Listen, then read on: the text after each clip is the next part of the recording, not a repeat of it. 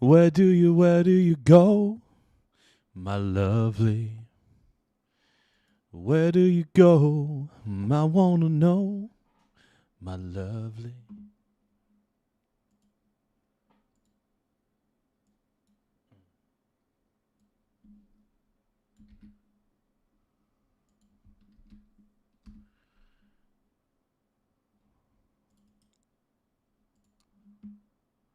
Oh, yeah.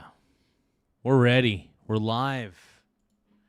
We're large. And we're in charge. We got my boy, Ty Lord. What's going on, brony bro? You're my pink brony bro. And we dance at the gay clubs. Oh, my God. I'm just having fun on the stage in my hooves. I'm wearing a man thong.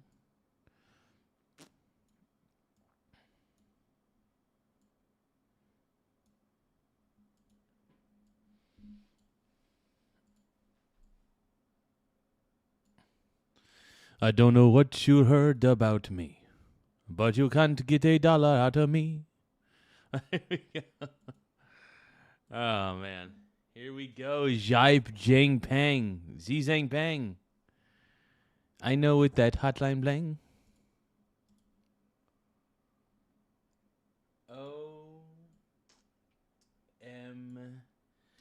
OMG. What's going on, my brones? It is I, your host, Michael Garza. 4-3. Let's go, dude. I do think we got to go back to a who's who in a.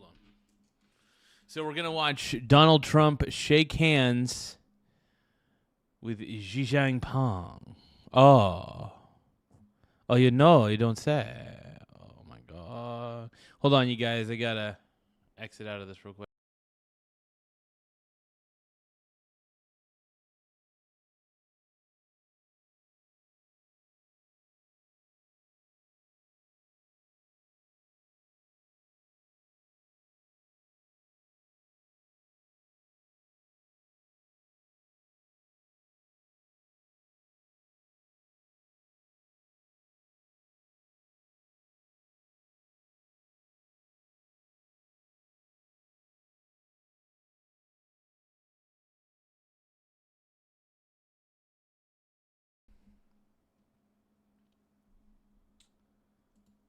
All right, I do got quite the collection, though.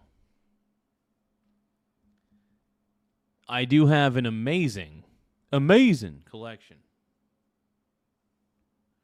I got the best collection in the world, and you know it. Now leave me alone. I know with that hotline bling. Everybody doing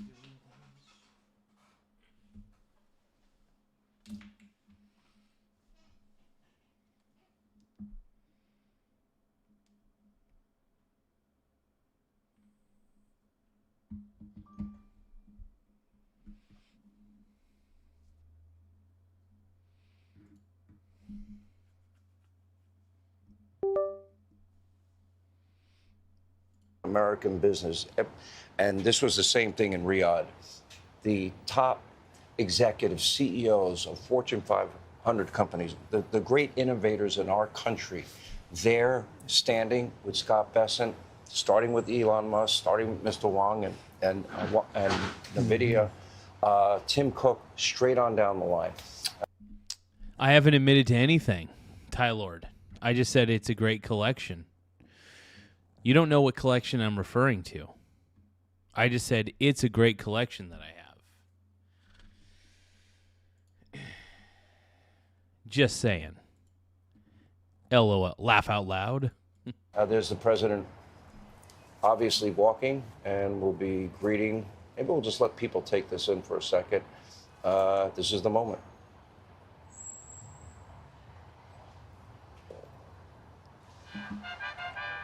Hot. Hot, hot, hot. OMG. OMG.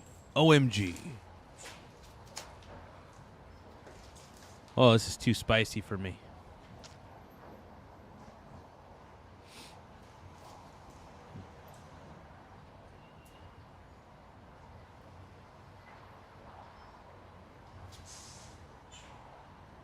You know what you gonna do with that big fat butt? I can't help it, but being in the news business as we are, would love to sit in these meetings and see what really goes on. One thing the president has told me on multiple occasions is that... Looks like the video is a little laggy. Looks like whatever feed they're going through is a little laggy. Eric Von Eric, good morning, my brony bro.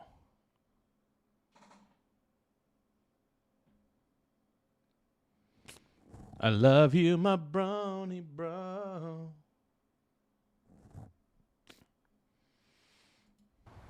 That President Xi, very steely, all business, no pleasantries, straight to the agenda. Straight to business.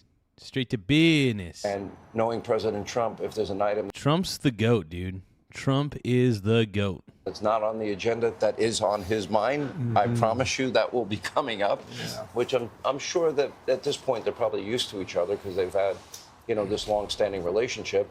The president... If you guys can, though, don't forget to double tap your screen to like the stream. One more time, double tap your screen to like the stream. It does help the channel grow, and it does make my you-know-what grow every step of the way. Now meeting China's delegation and saying hello to everybody, big smile on his face. He does live for moments like this. This is I agree something with you. You're right about that. And we'll try and pick our moments here, as Monica Crowley. Yeah. Okay. And we'll try and pick our moments here in the event that we're able to pick up some of the dialogue back. Now, this is interesting, the dynamic. President Trump meets with President Xi's, delegation. Now, President Xi's shaking Scott Bessent's hand, Marco Rubio's hand. You can see the head of NVIDIA and Tim Cook. You can see Elon Musk. There's Stephen Miller shaking his hand now. James Blair, who works in the White House, would be the next person whose hand he'd be shaking. Right there, yes. Yeah. Stephen Chung is there, I see. And then again, I mean, really the intellectual property of America's great corporations there. You mentioned what could come of this, Sean, and it's, I think at the moment it's kind of a fill-in-the-blank answer. Yes, Eric and Laura Trump there. Yeah. They were on board Air Force One, flying out here from Washington. I have to plug, I did a podcast with them on Air Force One. Okay. It was unbelievable. They're going to be in the hangout, I take it. Oh, right? yeah, they're going to be, well, it's different. It's not my man Hell cave, yeah. so. Okay, Double tap your screen to like the stream. Now, all of this is orchestrated. The one thing I have an opportunity, and I don't want to give too much away, and I'll interview the president after this meeting today, and we'll air that tomorrow. Hell yeah, dude. The president, was very clear. While, yes, there is a set agenda, he said there's nothing that's off the table. And, we went through. He will bring up, because he's brought it up with President Xi many times, he will bring up the issue of fentanyl. He will bring up the issue of Taiwan. Which the fentanyl problem is a real one.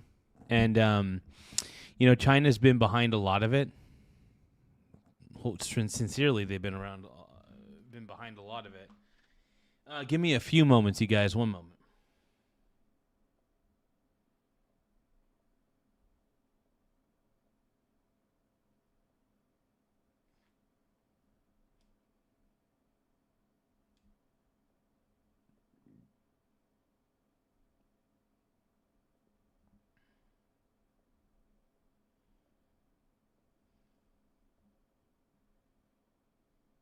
Small Wiener Gang.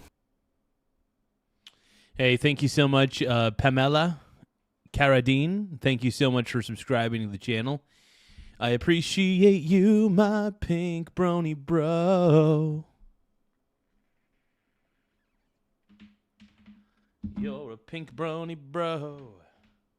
And don't forget to double tap your screen to like the stream. Hell yeah, I appreciate it. Don't think that anything will change. I'm not sure if we want to carry this. If there's any audio Trying to listen to put see. up. I don't hear much audio bleeding into our earpiece. No, here, I don't either. So you see the band playing in the background there. Yeah. You know, before we went to before we came to China. here's the audio. Let's just, Okay, let's there just it take is. this live for a Thank minute. you.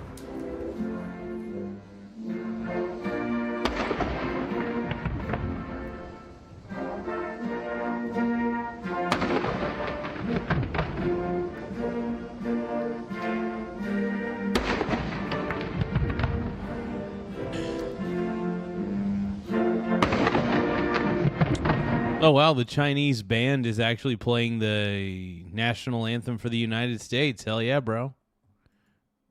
This is like a special occasion, dude. They're rolling out the red carpet for daddy.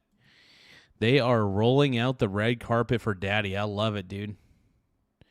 I love Donald Trump, dude. Dude, Trump make me hum. Trump make me hum. Trump is the man, bro.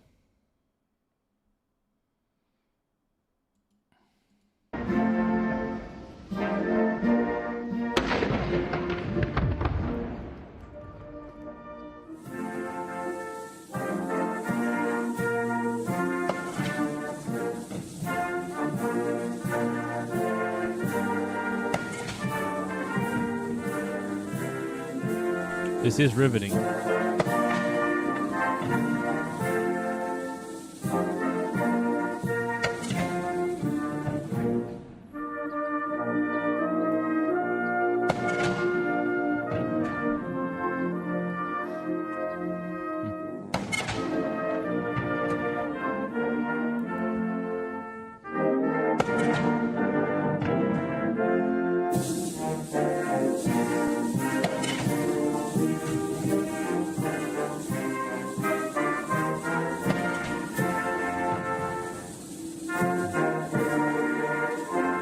I love it, bro. I love it.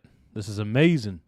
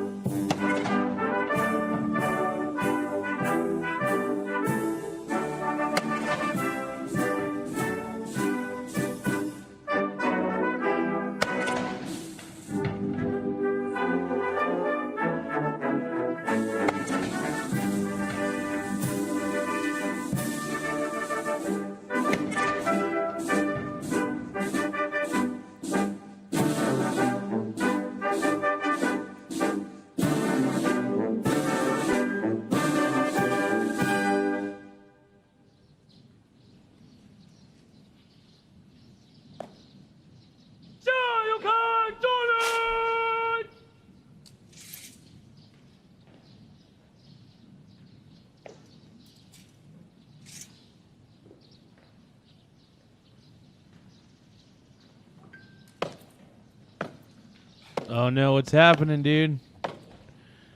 I don't know what's happening, bro. 左董阁下，中国人民解放军仪仗队列队完毕，请您检阅。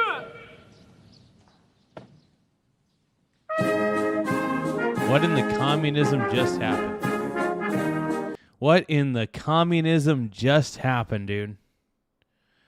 What the F? Like, what in the holy communism just happened, bronies? I don't even know, bro. What in the holy communism, bronies? I love you. I know what you do well. I love you. This is Jay saying bang.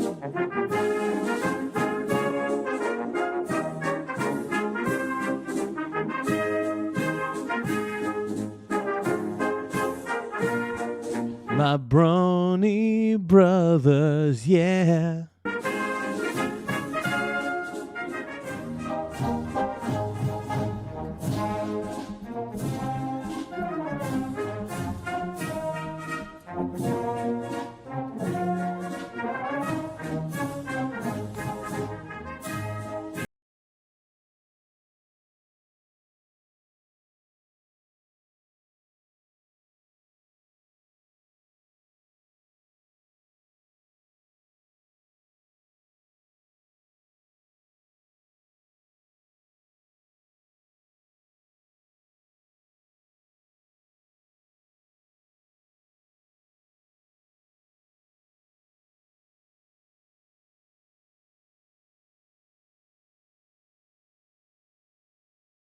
Yum. Gift. Yum. Yum.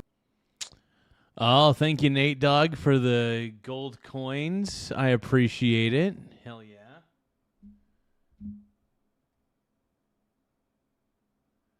What will my gift surprise be? Nobody knows. Nobody cares. So if you guys want to know what my sexy surprise is going to be, it won't be too sexy, though. It will be a surprise. It will be a surprise.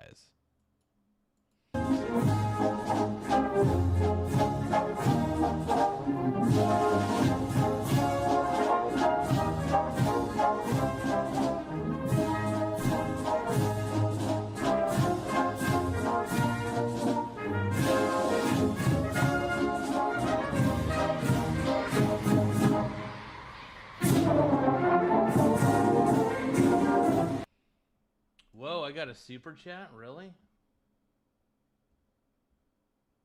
I got a super chat. Where? Where's my super chat, bro? Did I get I got a gold coin, which makes me pretty randy. No, I mean, I'm not Randy, I swear. I'm not Randy.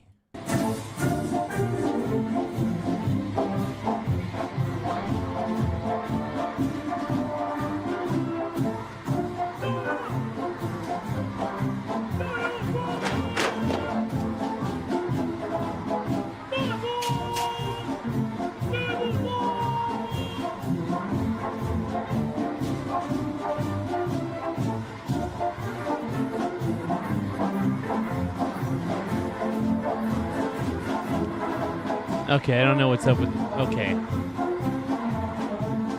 The kids are pretty stoked for Donald Trump.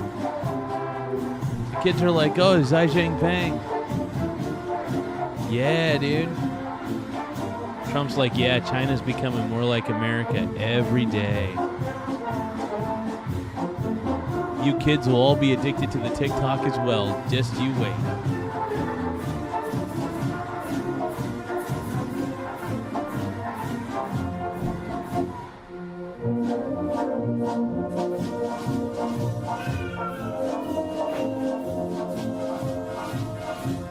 This is so cool, dude. Trump's the man. Trump's the GOAT, dude. The greatest of all time. Most people are pretty jealous of Trump. You could tell. They're like, oh man, why can't I be more like Trump in my day-to-day?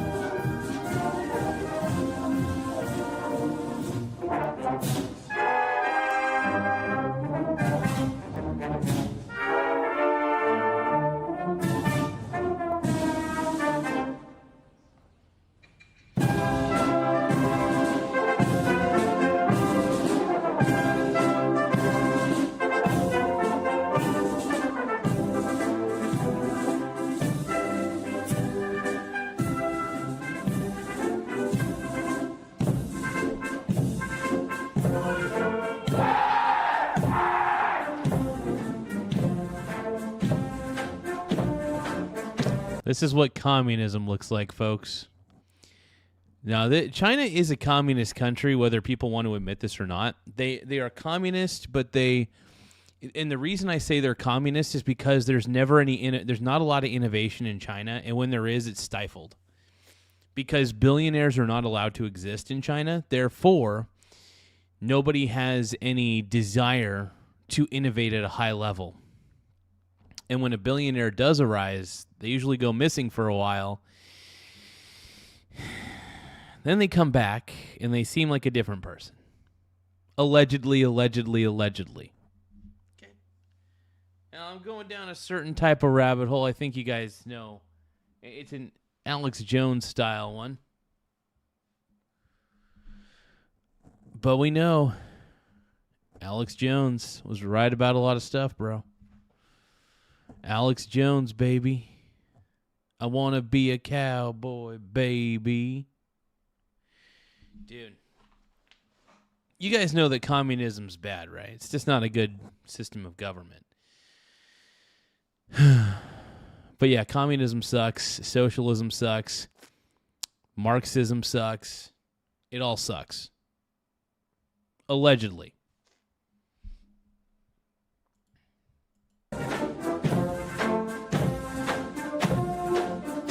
I believe they suck.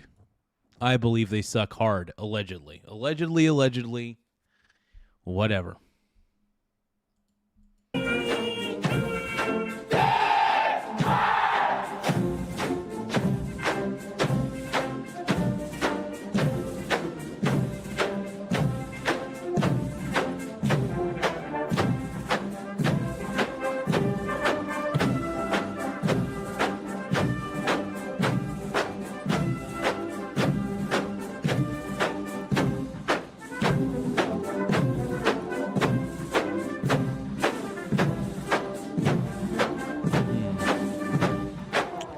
Oh, OMG, OMG.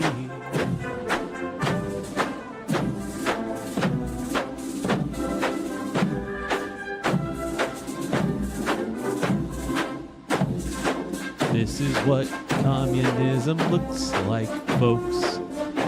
Everybody knows that communism's a joke. This is what communism looks like, folks. And don't we all know that it's a joke? Bum bum bum bum bum bum. Bum bum bum. Oh, I love communism. It's one of the worst systems of all. But I love it like I love Joe Biden.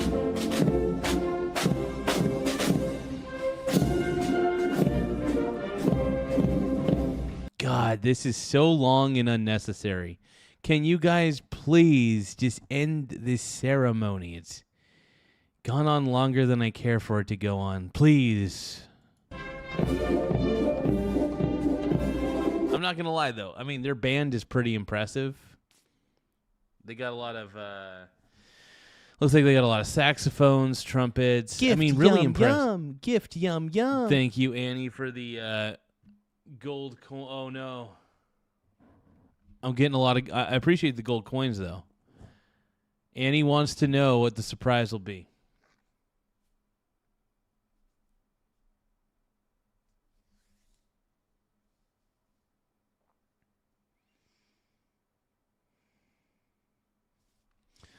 Thank you so much, Annie. I appreciate those gold coins. I really do. Everybody give a shout out to Annie for the gold coins.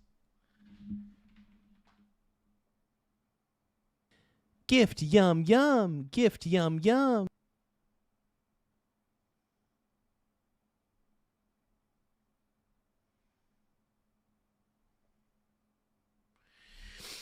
It doesn't seem to be counting Annie's coins. Why is that? Hold on. Like, the coins are there, but they're not being accounted for.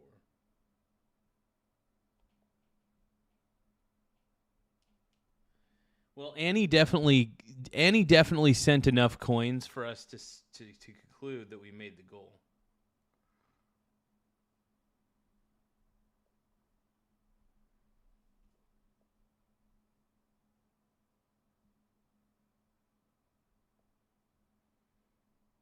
There was a delay for yours? Okay. Well, Annie definitely clearly sent us enough coins. So we'll just say that Annie sent us the right amount of coins, and we'll just do the uwu. Now, what is the surprise that I'm going to do? You're all wondering, uwu, what is the surprise? Uwu.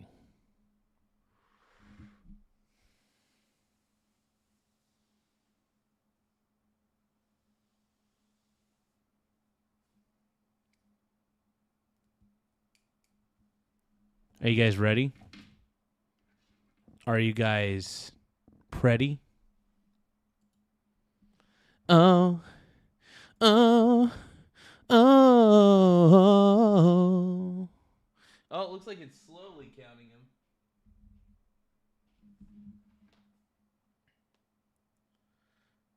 Is it counting them? Oh, it is. Yeah, it looks like it looks like there's a slight delay with it. That's all right. Either way, I know that Annie sent enough along with Nate Dogg as well. So, do you guys want it? What's the surprise going to be?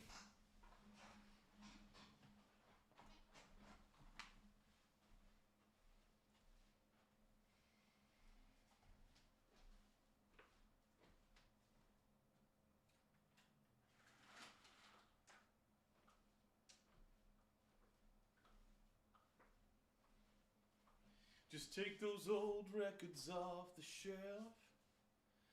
I'd rather listen to them by myself. Today's music ain't got the same song. I like that old time of rock and roll. Still like that old time of rock and roll. That kind of music just soothes the soul. I reminisce about the days of old. That old time of rock and roll. Still like that old time of rock and roll. Kind of music just soothes the soul.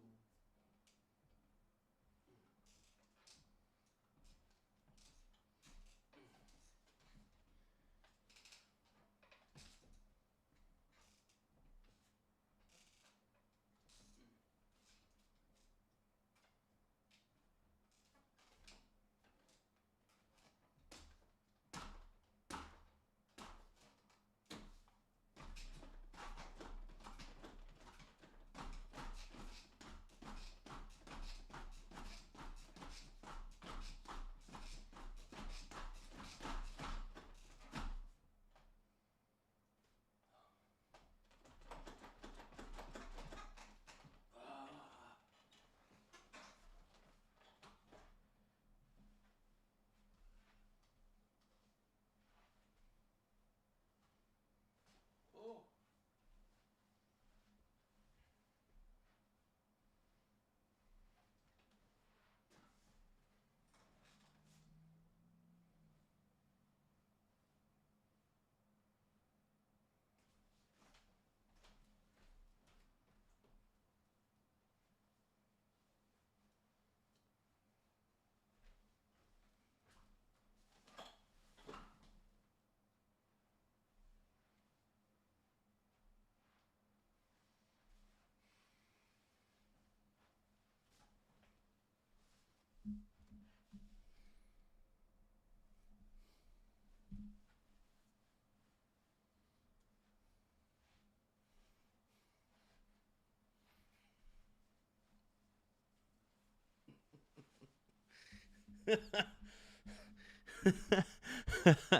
I told you it'd be a surprise, everybody.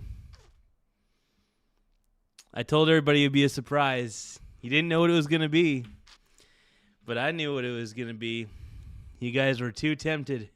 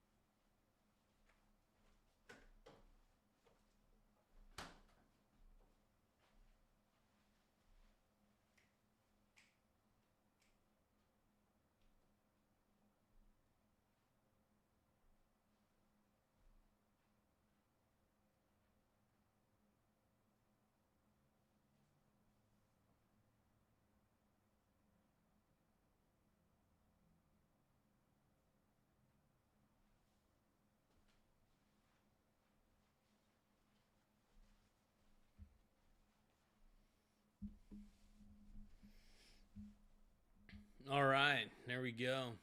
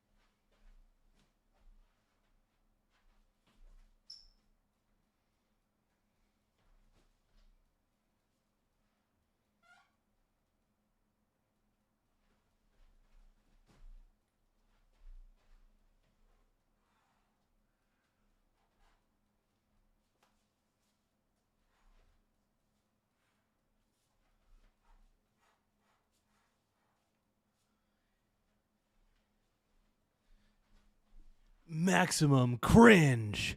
Maximum cringe. Bonkai. I gotta talk to my Zanpakuto. My Zanpakuto is called Cringe Kai. Bonkai. Hold on. Bonkai. Here we go. Oh shit. Oh shit. Oh shit.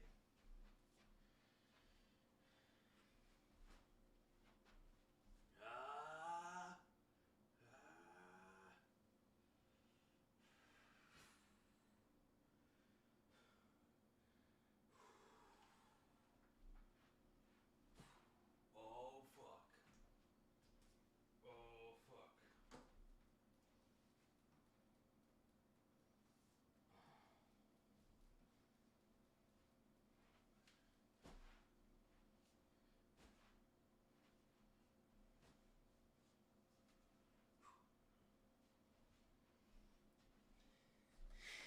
Ooh ooh woo ooh woo ooh woo.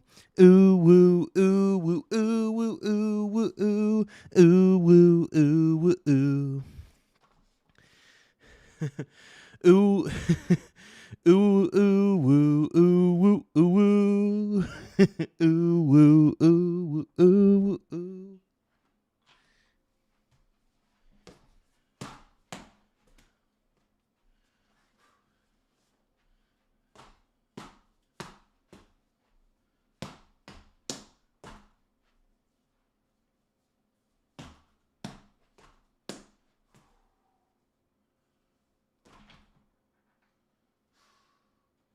Bonkai.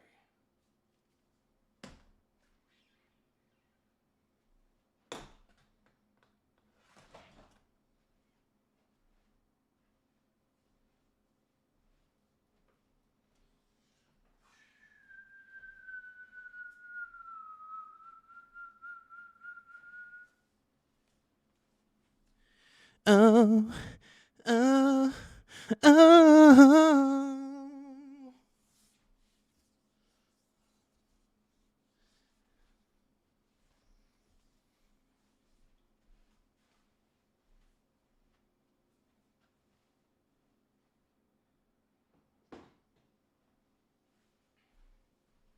Let's go, dude. Here we go, here we go, here we go. Now one.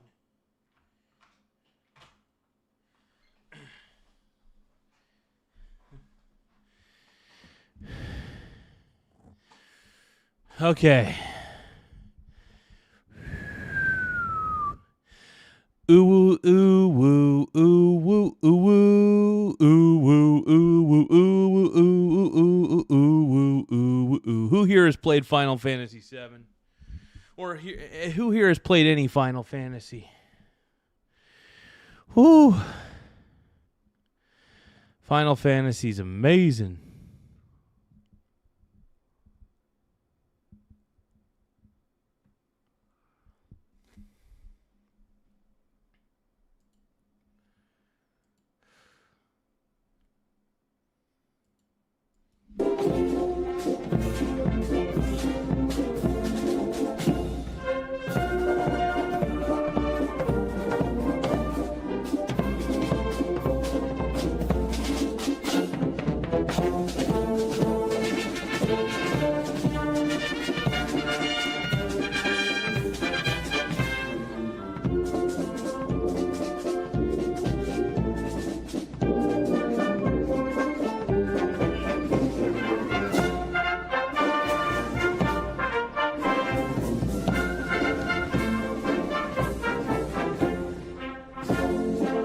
Yeah.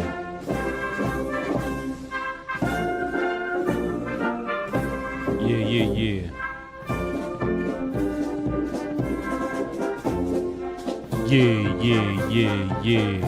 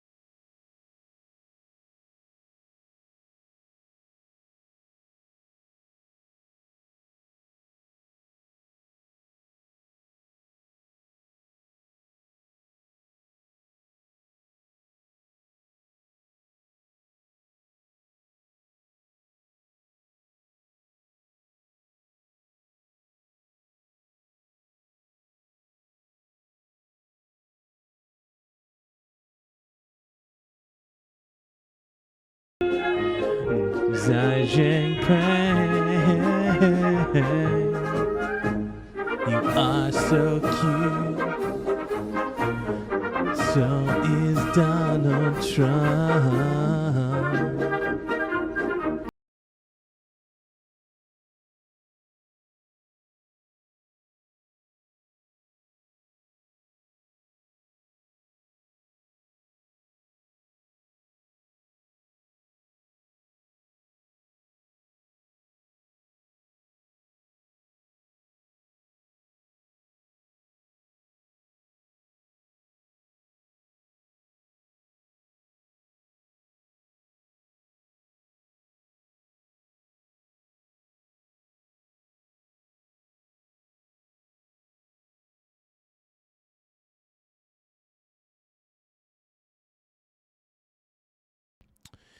So, Strength No Bounds is wondering what mic setup am I using. So I'm using an MV7 Plus.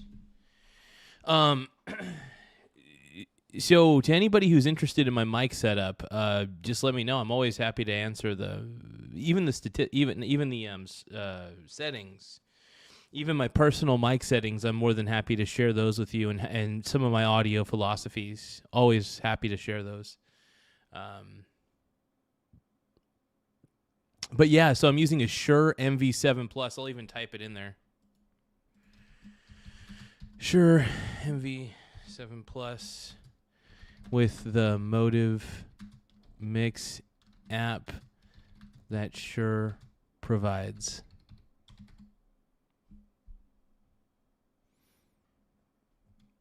Strength No Bounds is asking, so question, does it make you sound like you? Yes.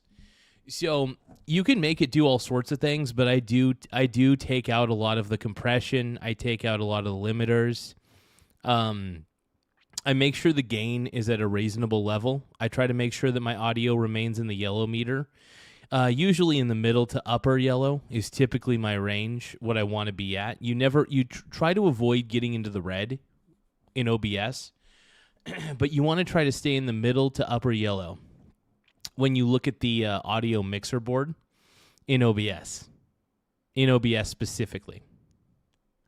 Now, my configuration in the Shure MV7 for the Shure MV7 Plus with the Motive Mix out is very simple. It's a very simple thing. I set my gain to plus 12 decibels for the Shure microphone, and then I just keep the gain on the overall mixer to plus 0.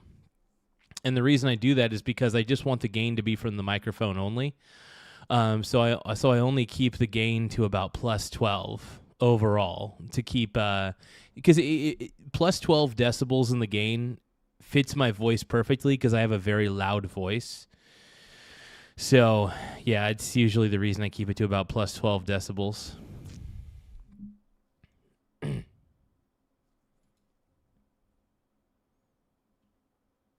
So Strength No Bounds says he's a singer, so he's definitely looking for microphones at the moment. Well, I guess you could hear a demonstration of me singing with this. I don't know if it's best for singers, but it really does capture audio really well. It captures the sound very well. So, we're no strangers to love. You know the rules, and so do I. A full commitment's what I'm thinking of. You wouldn't get this from any other guy. I just want to tell you how I'm feeling. Gotta make you understand. Never gonna give you up. Never gonna let you down. Never gonna run around and desert you. Never gonna make you cry. Never gonna say goodbye. Never gonna tell a lie and hurt you. But yeah, that's just an example of what I sound like while I'm singing. But just remember, I'm only using the microphone gain. I'm not using any other fancy settings. I'm not even doing noise compression. Like, this is all the raw sounds around me can probably be heard in the background, potentially. But I don't really give a shit because I just don't care that much.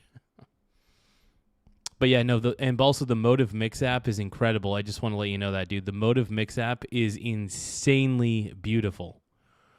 It is an incredible piece of software, and man, I just can't recommend it enough. I seriously can't recommend it enough, man. Orwell, the resident, says, Rick rolled on a political stream. Garza, bro, I know I commit tons of sins on this. Strength No Bounds says, cool. Keep being real, my friend, always. Thank you.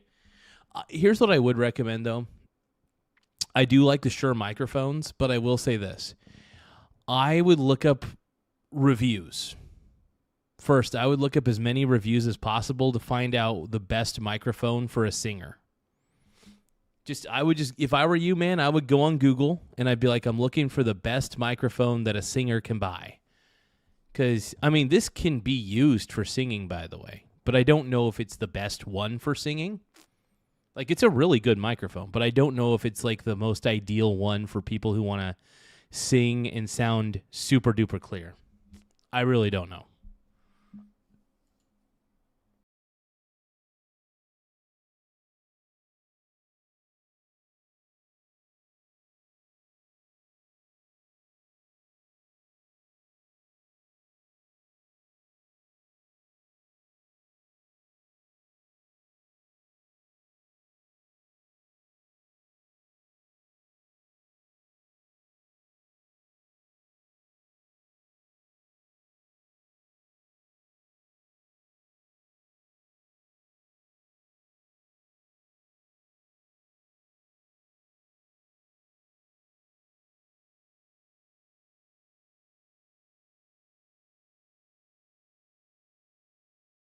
Heck yeah, man. And that's the thing, man. I love microphones that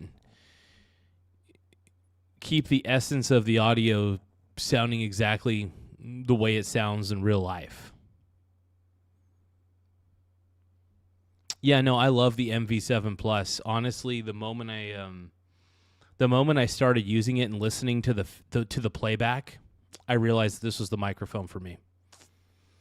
I realized that as much as I love the Yeti Blue microphone, the Shure MV7 Plus was absolutely the microphone I wanted, the microphone I needed. Straight up. I love it, bro. I love it.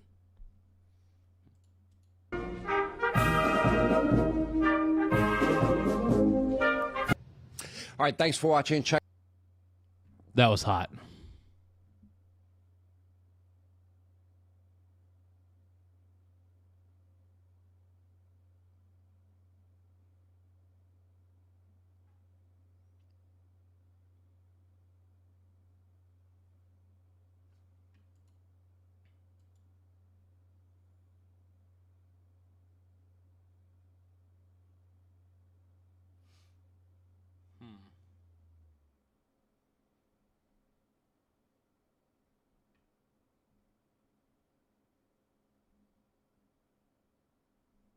Oh, Trump and Xi's bilateral meeting is wrapping up. Nice. News coverage here on Fox News tonight. We are finally getting some breaking news. We're being told that it appears the bilateral summit between President Xi and President Trump is now concluding. We know that because the motorcades are now pulling up, and the motorcades will then fill with the president and his team and the president of China and his team, and they will go to the Temple of Heaven at the Kingdom of Heaven. And so we think things are picking up. Now, the question is, will they say anything to the cameras when this is all said and done in the next couple of minutes? We hope to find that out in a minute. We're getting Aisha Hosni back on a camera right now. And when we do that, we'll ask her how this thing will play out. Meantime, let's bring back the panel. Caroline Sunshine, Jessica Milan Patterson, Josh Ritter, Shirin Yadigar, Chef Andrew Gruel, Jack Posobiec, and Michael Sobolik. Michael, the thing is breaking up. It went well. Do you anticipate hearing anything from anyone? Given the Chinese Communist Party's relationship with the media, I'm not holding my breath for an immediate press avail. I think we've all gotten so used to how open President Trump is with the media, just on his way out of Washington. I was watching him earlier, and he was talking with the press on the south lawn of the White House and just going down the line before he got in Marine One. And that's normal. Like, we've all gotten used to that, but this is China. So I don't know exactly how long we're going to wait here. But I do think that does speak to one of the biggest differences, right? Like, Trace, like the Xi Jinping doesn't really have anything akin to true journalists over there. And I think that's one of the things that makes me proud to be an American in the middle of all of this. Very quickly, these are not live pictures. Tracy, on the right-hand side of the screen, is that correct? Not live pictures, but now we have gotten official word that the bilateral has wrapped, and we will take any sound or any pictures as they become available to us. I want to put this up on the screen, Jack Posobiec. This is the Washington Post headline. It says, China gains major edge on U.S. amid Iran war, intelligence report finds. It goes on to say a confidential U.S. intel analysis details how China is exploiting the war in Iran to maximize its advantage over the U.S. across military, economic, diplomatic, and other fields, said two officials who have read the report. So what they're saying here is that, you know, if they had to, you know, put the odds on this, they're giving the edge to China in these talks. Jack, what do you think? Well, Trace, I read the Washington Post report earlier. I'm also seeing some reports now coming out from the Chinese side. One of the spokeswomen actually for the Chinese party making reference to something called the Thucydides trap and saying that Xi Jinping spoke with President Trump about the potential of avoiding the Thucydides trap. And this, of course, is a reference to the Peloponnesian Wars, wherein the ruling state of Sparta was challenged by the rising state of Athens. And the idea that this is a cycle that goes on throughout geopolitics, where the current superpower will always be challenged. Leonidas, bro. Challenged militarily, and then it will end into a war with the rising power. This, of course, being something that a lot of people have used to describe China and the United States over the years. Very interesting and striking to hear that type of language from Xi Jinping's side. And I love the analysis along with the history lesson, Jack Posobiec. Thank you very much. Let's bring in Aisha Hosni. She is back live with us. Aisha, what are you hearing? The bilat we know has wrapped. What's next? I like that history lesson, too, by the way. Trace, the bilat has wrapped now. It did go longer than expected. Read that however you may, but there was a lot on the agenda. And quite frankly, there was a large delegation that the president showed up with.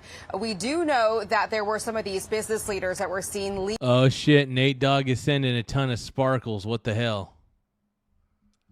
Gift yum yum. Gift yum yum. Thank you for the sparkles, my man. Oh my God.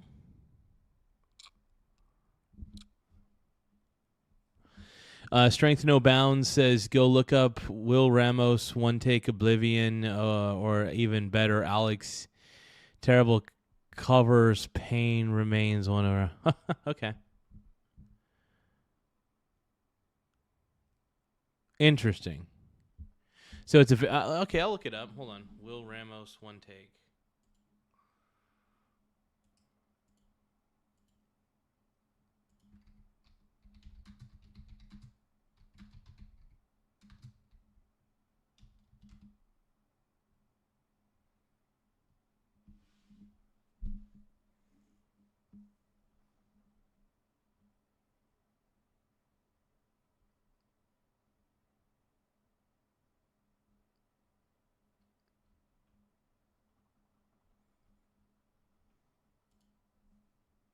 We are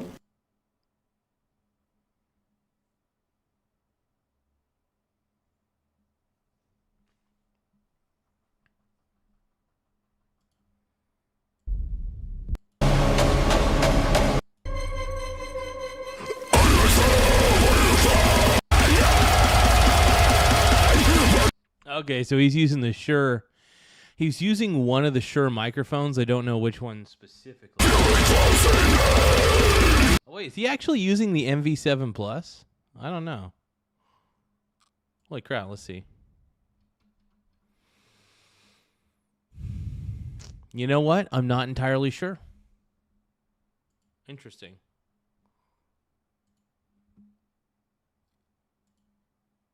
leaving earlier on in the meeting. So the president, I guess, fulfilled his promise when he Truth Socialed on his way to Beijing that he would make that ask, that first ask to Xi, that he open up China to these business leaders, these 16 CEOs, tech and business CEOs that he's brought with him, including the NVIDIA CEO, a big chip maker for AI models. He also, Apple's Tim Cook and Elon Musk, part of that delegation. So that was handled at the beginning of this bilat. And then potentially the second half of it may have involved his cabinet secretaries. Remember, he brought really important cabinet secretaries, the Secretary of War, Pete Hegseth, potentially to talk about Iran and the Strait of Hormuz, as well as the Secretary of State, Marco Rubio, who has been very interested in the talks about Taiwan and the Taiwan policy, what happens with that, the way that China feels about Taiwan. We do have that statement. Trump is the negotiator in chief, bro. Trump is the negotiator and chief, dude.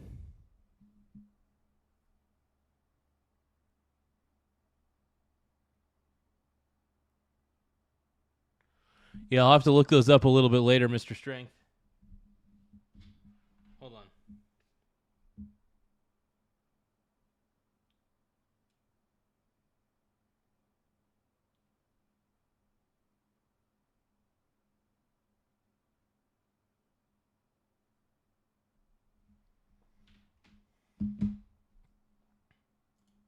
Out from the Chinese already, as Jack mentioned, in which they say that the Chinese president Xi told Trump that trade wars have no winners, that trade teams, both sides of the trade teams produce, quote, generally balanced and positive outcomes.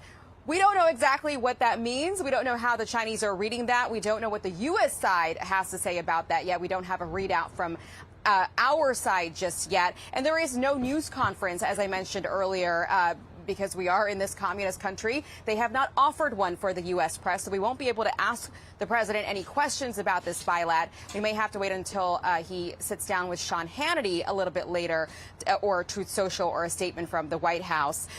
Again, there was a lot to discuss, including Iran. Iran has been looming in the background of all of this pomp and circumstance, this bilateral, this significant meeting between the two leaders.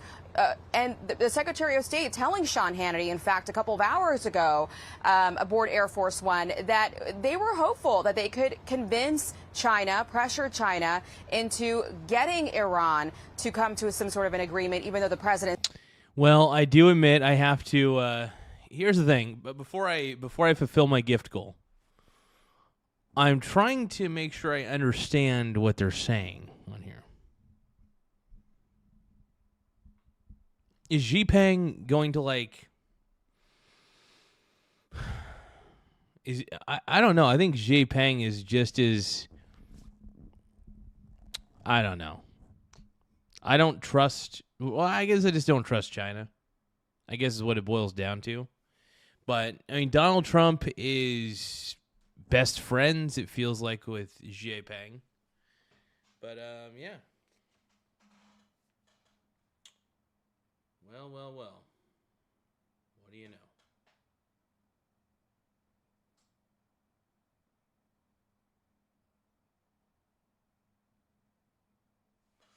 All right.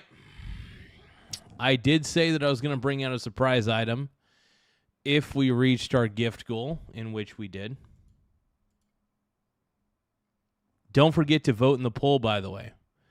Do not forget to vote in the poll. We need your votes. There's an active poll going on. I want you to vote in the poll, okay? Do you see the poll? Vote in the poll, bitch. Bizatch.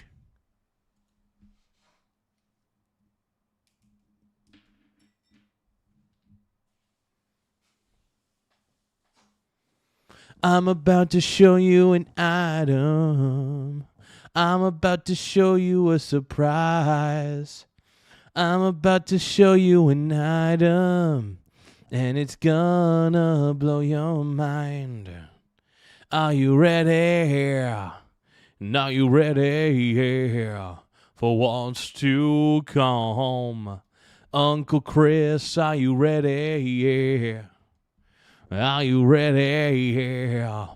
For what's to come?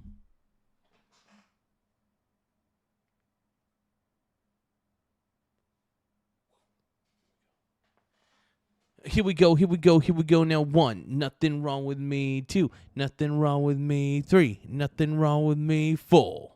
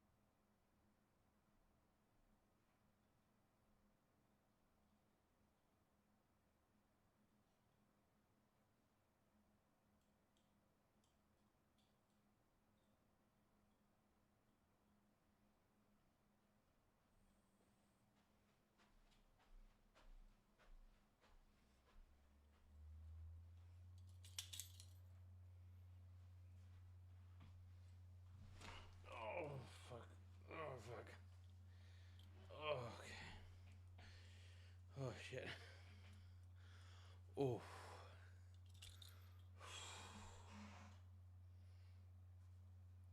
Oh.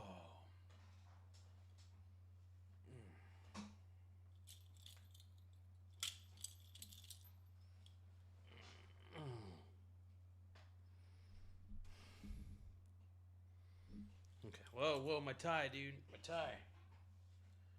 Fuck. My tie, dude. My tie. Oh. Hold on.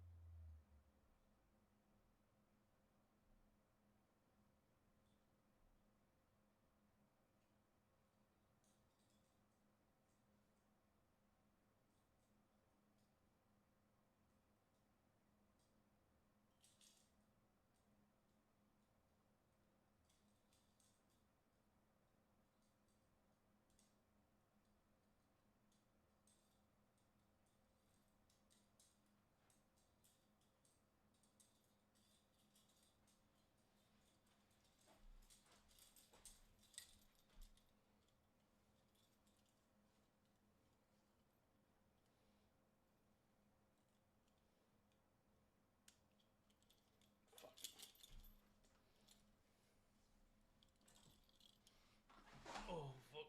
My tits. Oh, fuck.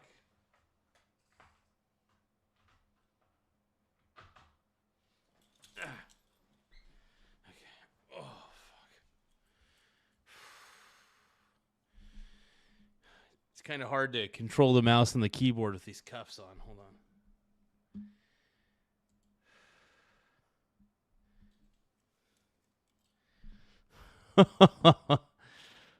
Hold on now. Hold on. You see these shackles, baby, I'm your slave. It's just that no one makes me feel this way. And I could turn the lights out now. I see your face. Oh, I could turn the lights out now. My heart will break. 'Cause everything I see will end up killing me. All over again. Oh, I could turn the lights out. Turn the lights out. I just want to cover my man boobs. I don't know how YouTube's going to feel about my man boobs. I don't care what you guys think in the chat. I'm talking about the YouTube algorithm. I'm afraid of what it may do to me. Oh, yeah.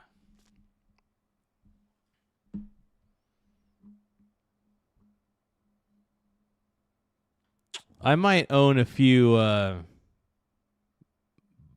maybe some kinky things. I own a few kinky things, admittedly. Sorry, not sorry. And says he really doesn't need.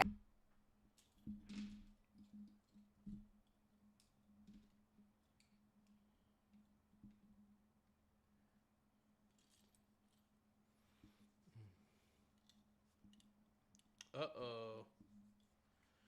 Ooh woo. Ooh woo. Anyone's intervention or anyone's help to figure out what to do with Iran. Trace? Aisha Hasni live for us in Beijing. Aisha, thank you. Be sure to like and subscribe for all the Fox News latest on YouTube and catch full shows. All right, I'm feeling good, though.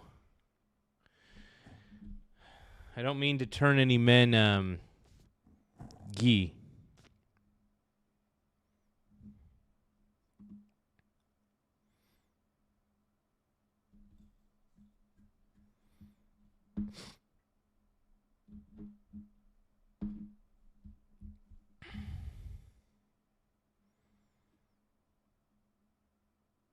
Oh, shit. Marco Rubio, dude.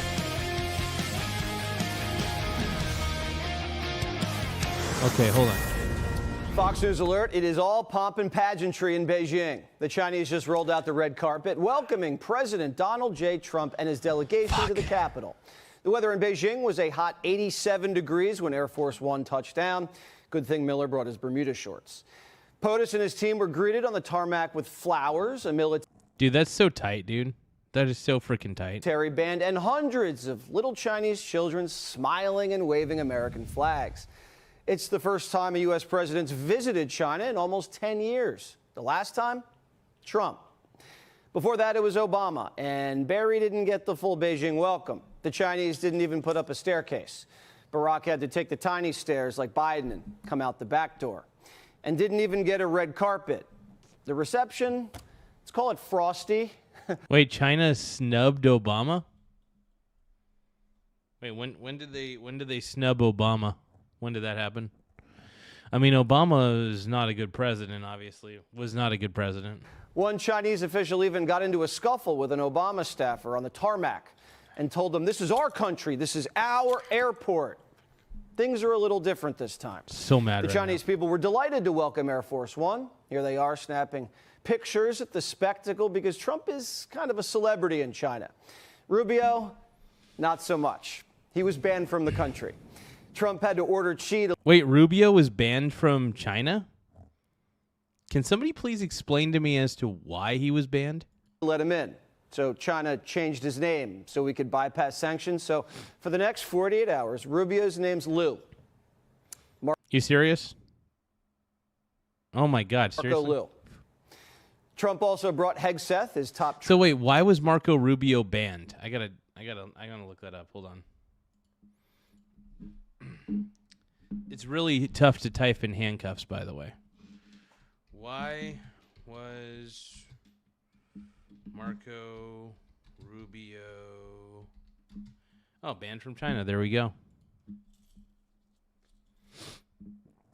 As of May, he is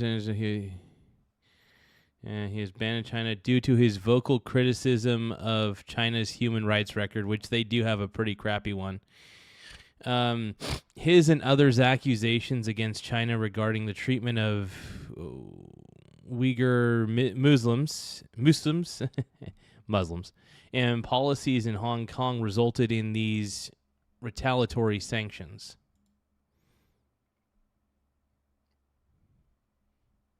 Well, yeah, I mean, China has been violating human rights for a very long time.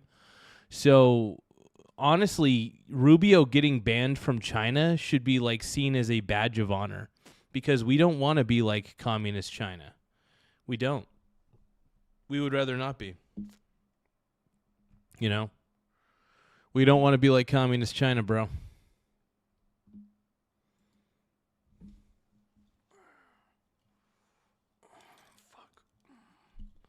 I'm too sexy for my shirt. Too sexy for my shirt. So sexy it hurts. I'm too sexy for my love. Too sexy for my love. Love's going to leave me. I'm too sexy for your party. Too sexy for your party. The way I'm disco dancing. I'm a model, you know what I mean, and I do my little turn on the catwalk. Yeah, on the catwalk. Yeah, on the catwalk. Yeah, I shake my little tush on the catwalk. Trade rep Miller, obviously, and his son Eric, all on board. Vance, feeling a little left out. You're wondering what items I own. Chris, I want to let you know that I have hundreds of bottles of K to the Y to the PB&J. So as you know, the president just landed in China a few hours ago.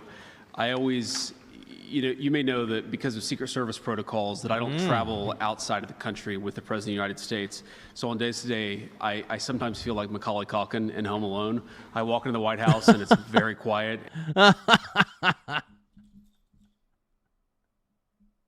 Dude, JD Vance is such a stud, dude. I love JD. If you guys don't love JD, do you guys even have a heart? How can you look at this man and say you don't love him? How can you look at that man and say you don't love him? That man's the man, dude. And no one's there, and it takes me a second to realize exactly what's going on. The last time a VP flew to Beijing, he came back with $1 billion for his son. Those days are over. Air Force One also flew over some CEOs. Oh, he's Elon talking about Musk hitched a Biden. ride. So did the CEO of Jesse NVIDIA. Waters was talking about Biden. We know he was. We know The it. chip guy. He accidentally got left off the list, so we picked him up in Alaska during the refuel. The other CEOs from Boeing, Apple, Visa, they flew solo. I think Boeing has their own plane. But the CEOs are worth nearly $1 trillion.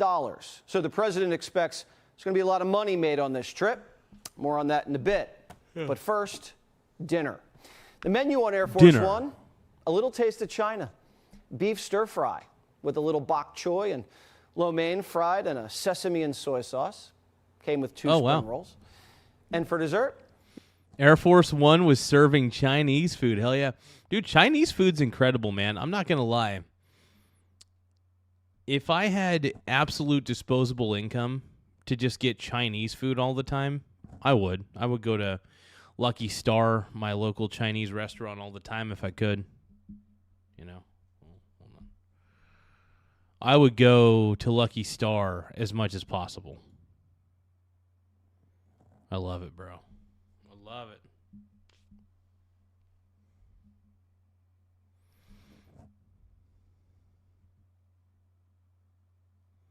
Ooh woo. Ooh woo, random player. Ooh woo.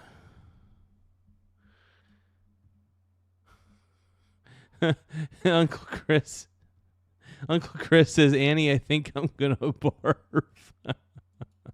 yep, fortune cookies. Crack one open, you get this message. Welcome aboard Air Force One. The president's hoping for some good fortune this year for us and the Chinese. After dinner, Rubio talked shop with Hannity. If you want my You view loving China again. as our top geopolitical foe. Yeah, it's both our top political challenge geopolitically, and it's also the most important relationship for us to manage. I mean, it's a big, powerful country. It's going to continue to grow. Yep. But we're going to have interests of ours that are going to be in conflict with interests of theirs. And to avoid wars and maintain peace and stability in the world, we're going to have to manage those. There are clearly areas where they're so important for the United States that we're going to have to raise those issues, and we'll continue to do so. The president's going to continue to do so. There might be some areas. Okay, guys, we're going to get back to good. Whatever I said, whatever I didn't mean it. I just want you back for good. Want you back, want you back, want you back for good. Whenever I'm wrong, just tell me the song and I'll sing it. You'll be right and understood. Want you back, say I want you back for good. Unaware, but underline. I figured out the story. Oh no, it wasn't good. Oh no, but in the corner of my mind, I celebrated glory. But that was not to be. In the twist of separation, you excelled at being free. Can't you find a little room inside for me? Whatever I said, whatever I didn't mean it. I just want you back for good. Want you back, want you back, want you back for good. Whenever I'm wrong, just tell me the song and I'll sing it. You'll be right and understood. Want you back. Say I want you back for good. Whenever I'm wrong, I'll tell you.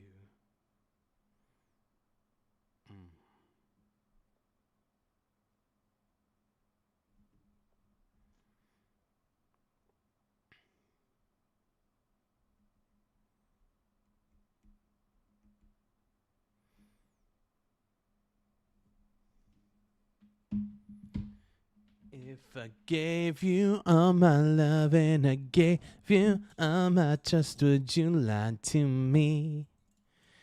Tell me, baby.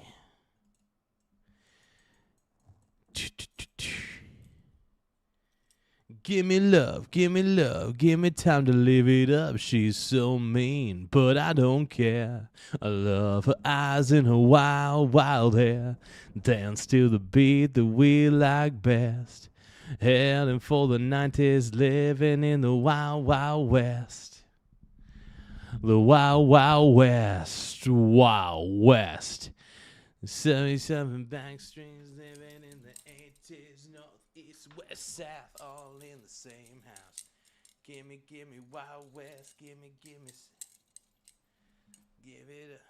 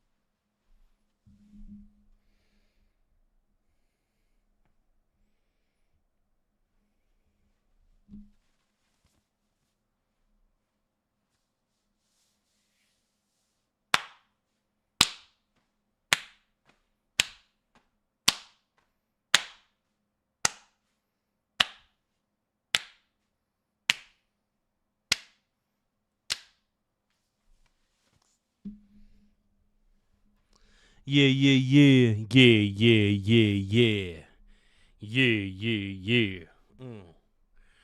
Everybody wants to know why. Everybody wants to see my piss bottle collection in the sky. I'm gonna get down.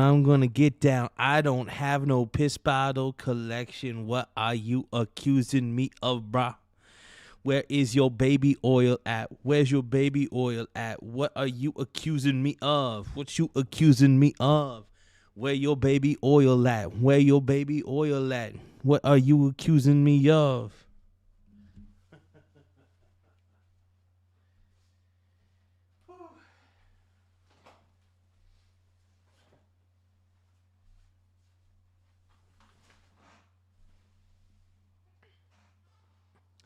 I don't do those things that Froggy Frog is wanting to say.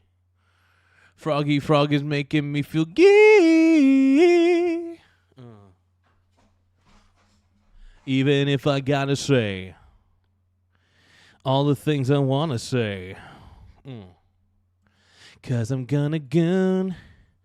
Oh, I'm gonna goon. Oh, I'm gonna goon. All day, all night.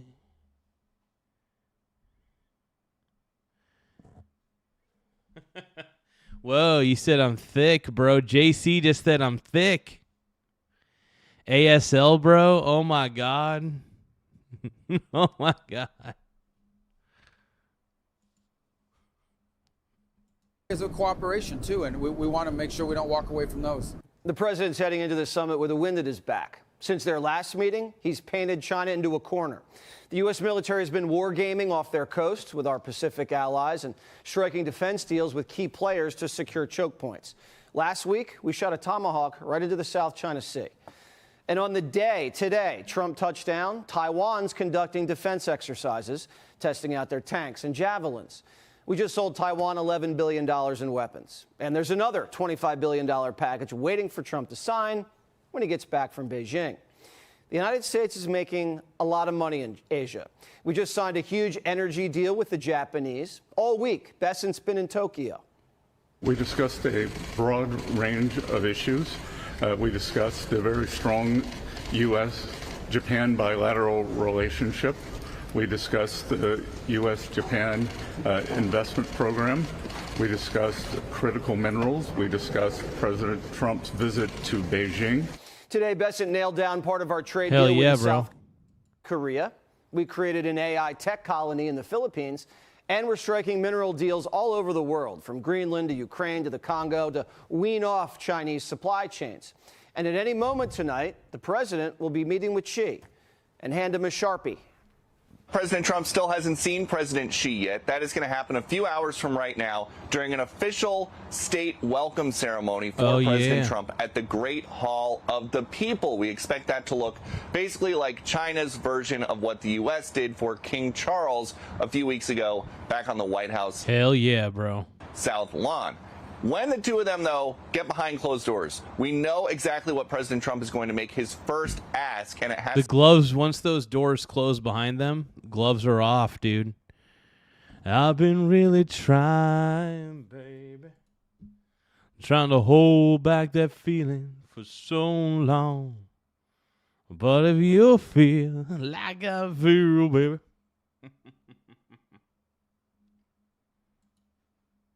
to do with all these American CEOs who rode on Air Force One with him into Beijing.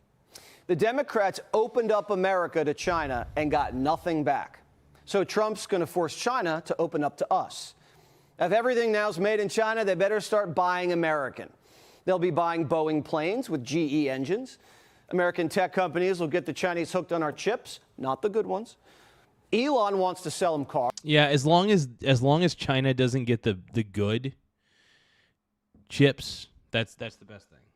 We do not want China to have access to the good processors at all. No. Apple wants to sell them phones, and the president wants him to keep placing big, beautiful orders with American farmers. They're calling the summit Boeing Beef and Beans. Economically, China doesn't have the upper hand. Their markets are starting to show cracks. They're sitting on a mountain. I do think that China, because of how communist they've been, they have stifled so much innovation on their end. All they could do is copy other innovative companies, because the reason these companies can be innovative in America is because there's no cap on wealth. The moment that you start capping personal wealth and company wealth, that is when innovation goes down the tube. That is when the dollars needed for research go down the tube. China's authoritarian government is its Achilles heel. It is going to be the problem.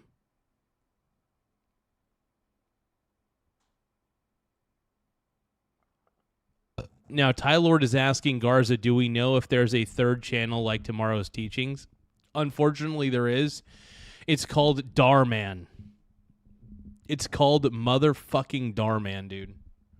And it is the most unfortunate piece of garbage ever. Tim Smith says, I got Chinese chips. Oh, my God.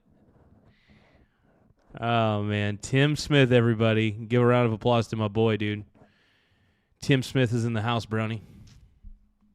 A bad debt, have a housing crisis, the population's aging out, and our chip controls and blockade, they're starting to bite. China's economy is export driven, meaning their economy is fueled not by what they consume domestically, but by what they make and sell to other countries. Well, if all the countries of the world economies are melting down because of this crisis in the Straits, they're going to be buying less Chinese product, and the Chinese exports are going to drop precipitously. So it's in their interest to resolve this. We hope to convince them to play a more active role in getting Iran to walk away from what they're doing now and trying to do now in the Persian Gulf. We kicked the Chinese out of the Panama Canal and took their two biggest black market gas stations, Iran and Venezuela, offline.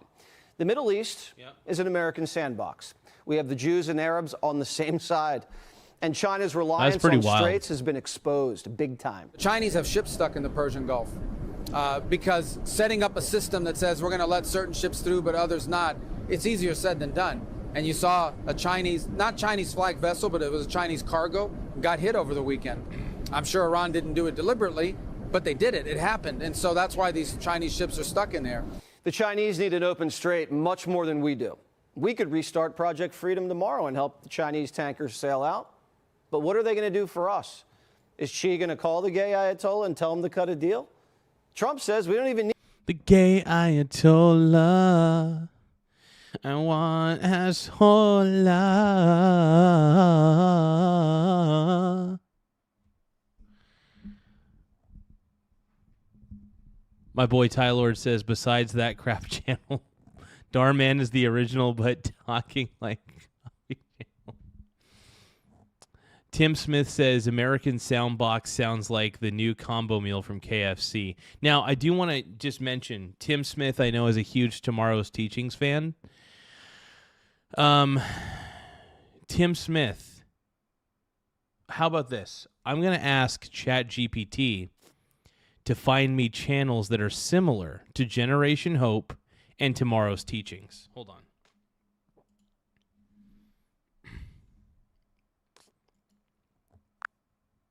ChatGPT, what up, bro? Hey, Michael. Not much. Just here and ready to help out. What's going on with you today? You're so freaking cute, bro. Haha, well, I appreciate that. I'm just here to make things easier for you, so if you've got any ideas... You're so hot. You make my nips feel freaking rough. Yeah, no worries. I'm all about keeping it professional and helpful. If you have anything you need, whether it's YouTube ideas, finance stuff, or just a question, I'm ready to jump in. Okay, bro. All right. I want to know. There are these two channels that I really like on YouTube called Generation Hope and Tomorrow's Teachings. Are there any other channels that are similar to those?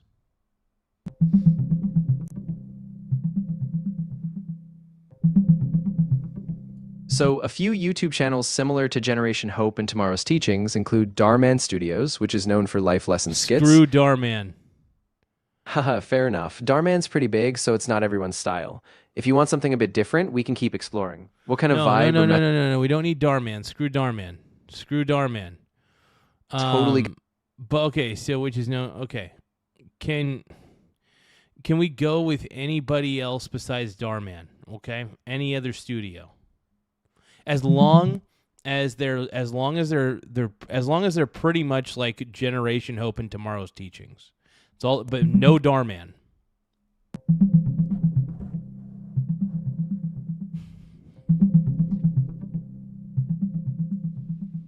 I found a few YouTube channels similar to Generation Hope and Tomorrow's Teachings, but not Darman. For example, Life Lesson Stories creates short moral-based films with clear takeaways. FH Production HK offers cinematic sketches on societal themes. And Blimey Cow uses humorous sketches to deliver moral lessons. You can look at their storytelling, pacing, and how they structure their thumbnails and messages to inspire your own content. Why is Tomorrow's Teachings so gay half the time? Like, why are dudes always making out in Tomorrow's Teachings? Yeah, I get what you're saying. Tomorrow's Teachings does play with some over-the-top exaggerated shock moments, and that can feel pretty polarizing. A lot of those skit channels are trying to push boundaries to provoke a reaction, whether that's shock, humor, or just making viewers stop and pay attention. If you're aiming for something different, we can focus on channels that keep a more grounded tone or just lean into relatable humor without the shock factor. ChatGPT, you're the man. I'll catch you later, bro. Anytime, Michael. I'm glad I could help. Catch you later, and just give me a shout if you need anything else.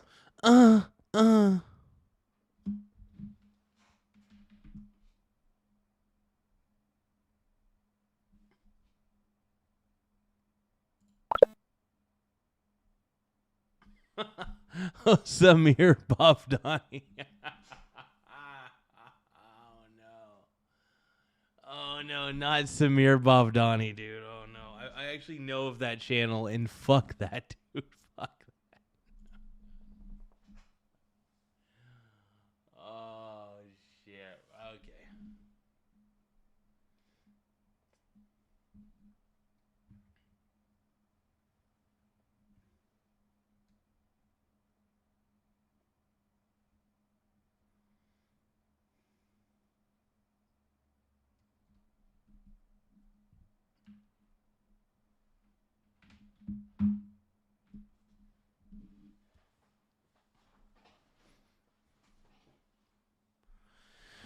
Okay.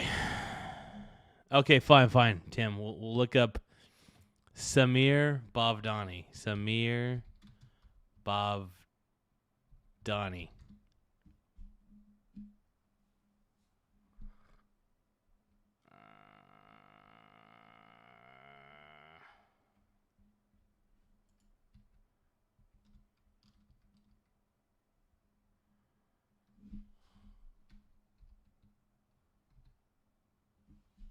Oh, Samir Bhavnani.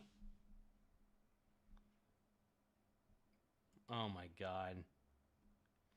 No fucking way, bro. Oh my god. Okay, you guys, we're gonna watch a little Samir Bhavnani, okay? I can't believe we're doing this.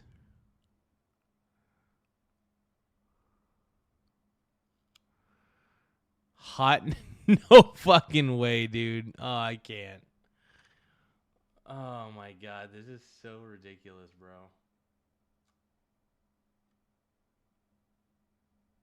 No. Dad does no. Amber? No. We got to watch this. God damn it. I feel ashamed of myself right now. I'm so ashamed. I am loving your new accent. I'm just having fun. Honestly, I'm so glad that you joined our sorority, Emily. I'm so glad you let me join. No problem. I saw huge potential. Thanks. Speaking about huge, I saw you in a class in a new bra. Girl, they will look massive. Oh my god. This is the first time I've worn a push-up bra. If my parents ever found out, they would. God, okay, you know what? I can't do Samir Vavnani. I just can't, bro. I can't. This is already... We'll do it later. We'll do it later when I got the patience for it.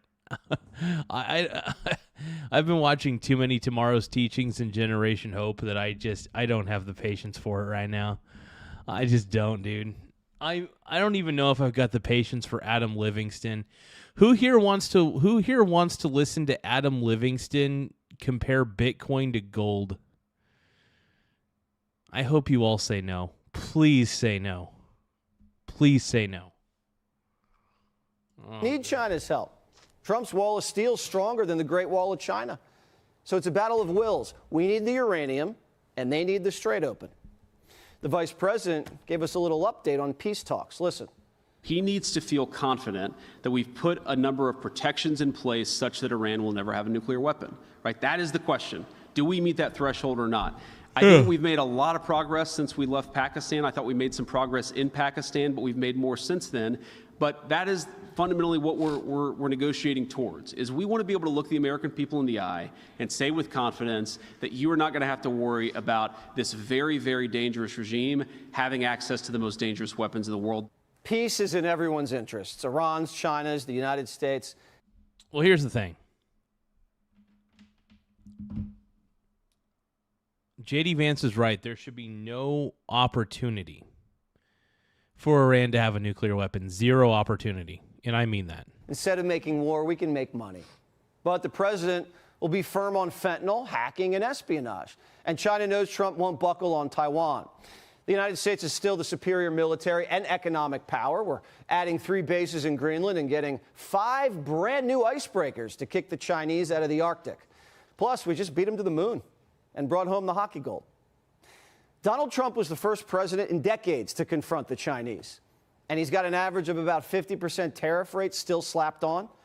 And Operation Economic Fury means the Chinese will face an oil embargo if they ever decide to get cute. But the president has also cultivated a strong and genuine relationship with Xi Jinping. And he's managed to navigate the last decade with the Chinese well, besides the China virus. More on that later. So all eyes on Beijing tonight as the summit kicks off at any moment. Anything could happen. Be sure to like and subscribe for all the Fox Crazy, News. man. Freaking crazy, bro.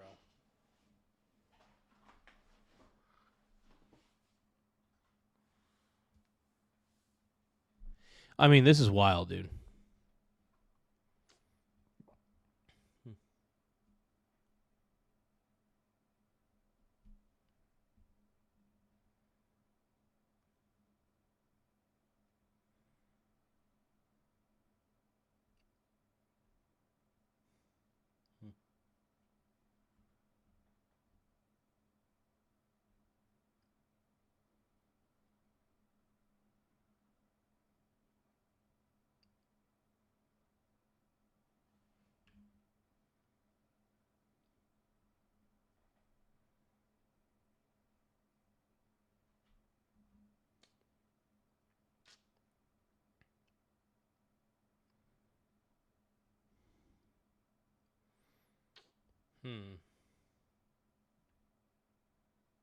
Oh, shit.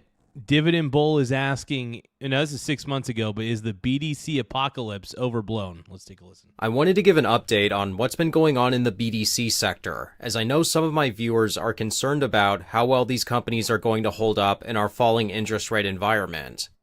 On Wednesday, the Federal Reserve announced another interest rate cut of 25 basis points, which the markets had already bet on happening. So I really do like BDCs. Business development companies is what the BDC stands for.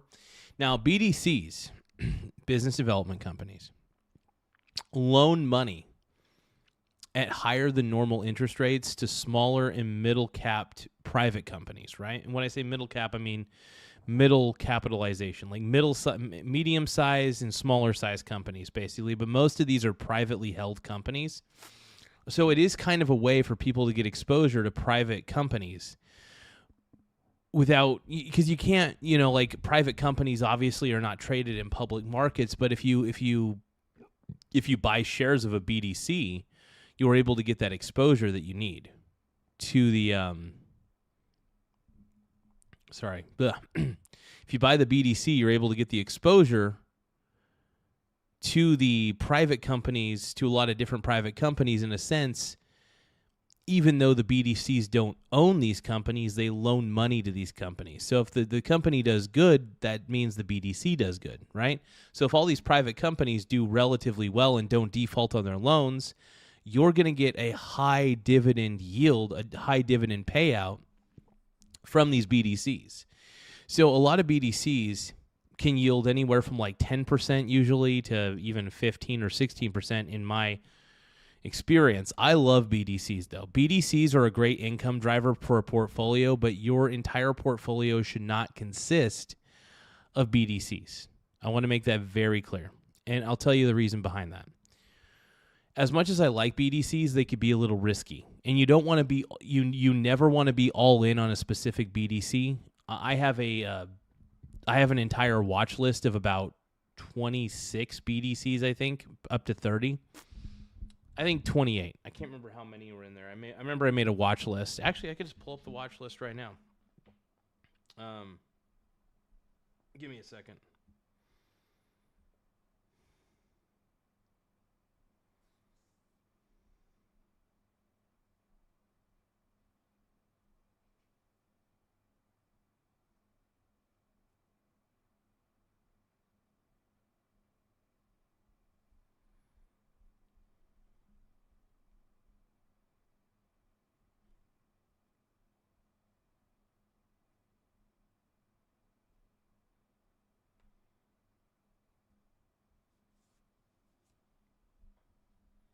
Give me 1 second, everybody.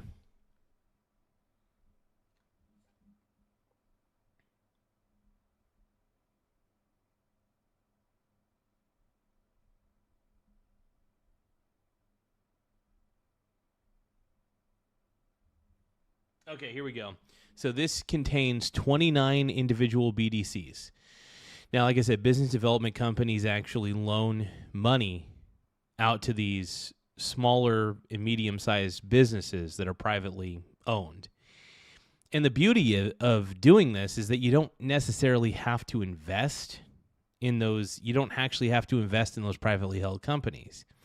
You basically get to own the lender who is lending money to these privately held companies. Now, there is a chance that they could default on these loans, but a lot of these BDCs give out loans to several different types of businesses across all sorts of different sectors traditionally. Now, it's not a guarantee. Not all BDCs have a diversified portfolio. Yes, vacation time, exactly. You never want to go all in on BDCs, and this is not financial advice by any means. I would say that roughly 10 to maybe 15% of my portfolio consists of BDCs, and I'll tell you why.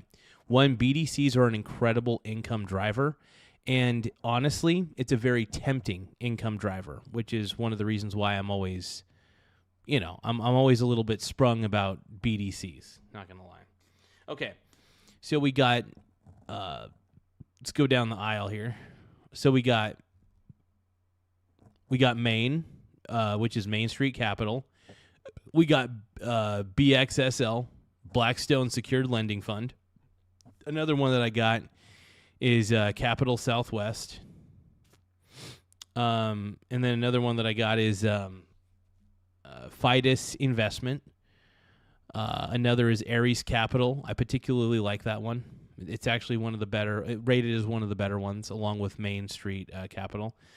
We got 6th Street Specialty Lending. That's another one. We got Trinity Capital. We have Gain, which is Gladstone Investment. Let's see. We got HTGC, which is Hercules Capital. And then we got MSDL, which is Morgan Stanley Direct Lending Fund. Well, like I said, none of these are endorsements, and this is just a watch list. And I do own shares of all of these. Just to let you know, I own at least 2 or more shares of each of these BDCs. I love these. We got Morgan Stanley Direct Lending Fund. We got KBDC, which is Kane Anderson. Anyway, I could go on and on. We got a whole list here. I may even do a special members only video about my entire BDC top 29 and and give you guys that list or something like that, because I want to give you guys a good comprehensive list of a bunch of good BDCs, Now there's like a grand total of like 44 publicly traded BDCs, but in my opinion, there's only like 29 that I think you should really diversify in. I mean, it's not a bad. I have exposure to all 44, but it's good. You don't want to go all in on BDCs. They're a great income driver for your portfolio, but that's about the extent of it. If you're a seasoned BDC investor, you know that interest rate cuts result in less income being generated for BDCs, particularly those that hold a large amount of floating rate debt. And since most BDCs hold an overwhelming amount of floating rate debt, there are concerns that this sector could see widespread dividend cuts ahead. Well, you see, it's interesting, vacation time. You're saying that most of your dividend stocks are on auto drip, but not. So actually, I have no auto drip. I have no automatic dividend reinvestment plan intentionally.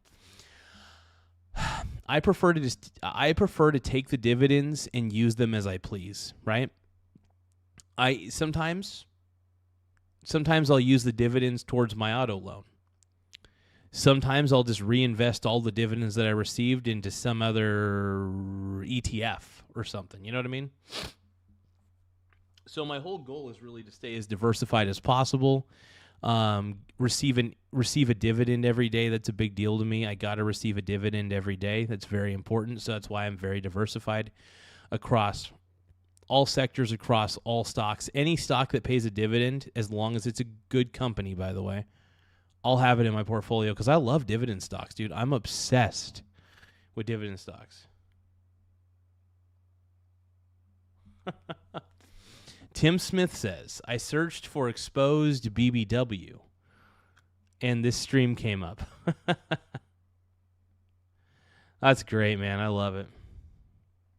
Anyway, I could go on and on about BDCs. I'm very obsessed with them. Another asset, another stock sector that I'm obsessed with is real estate investment trusts.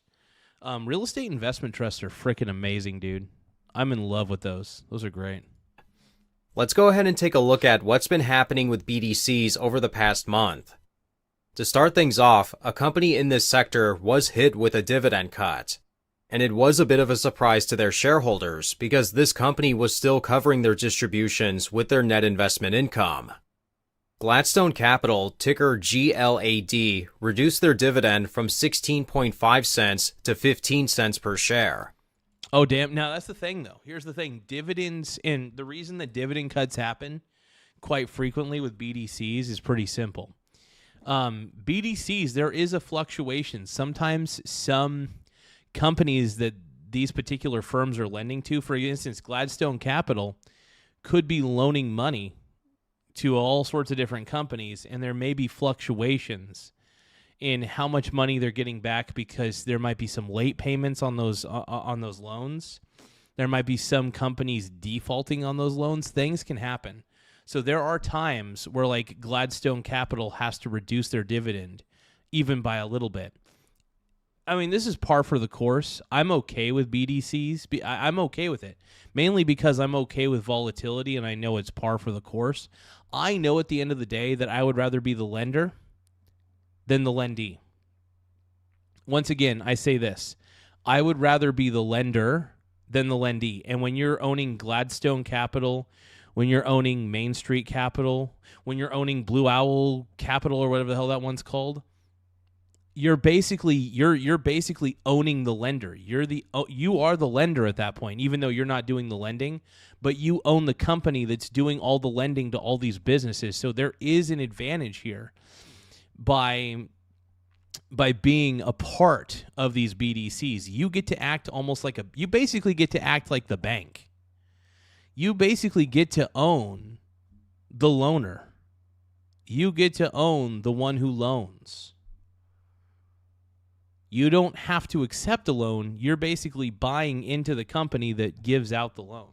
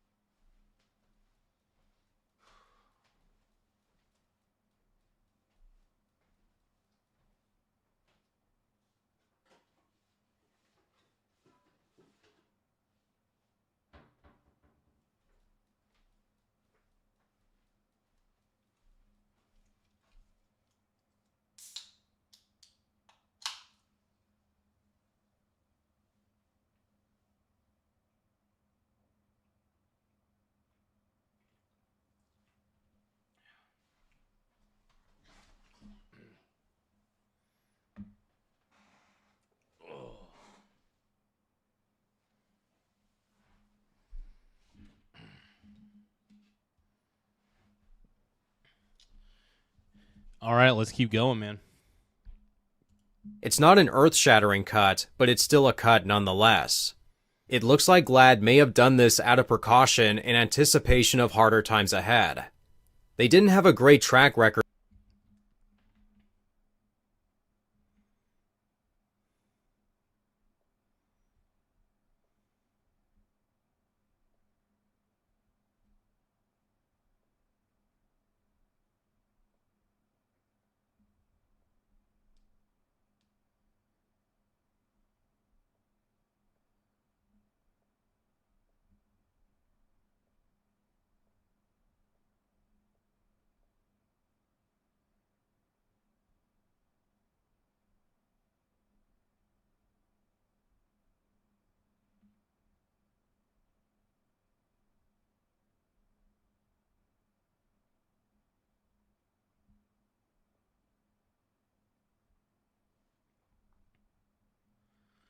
All right, everybody.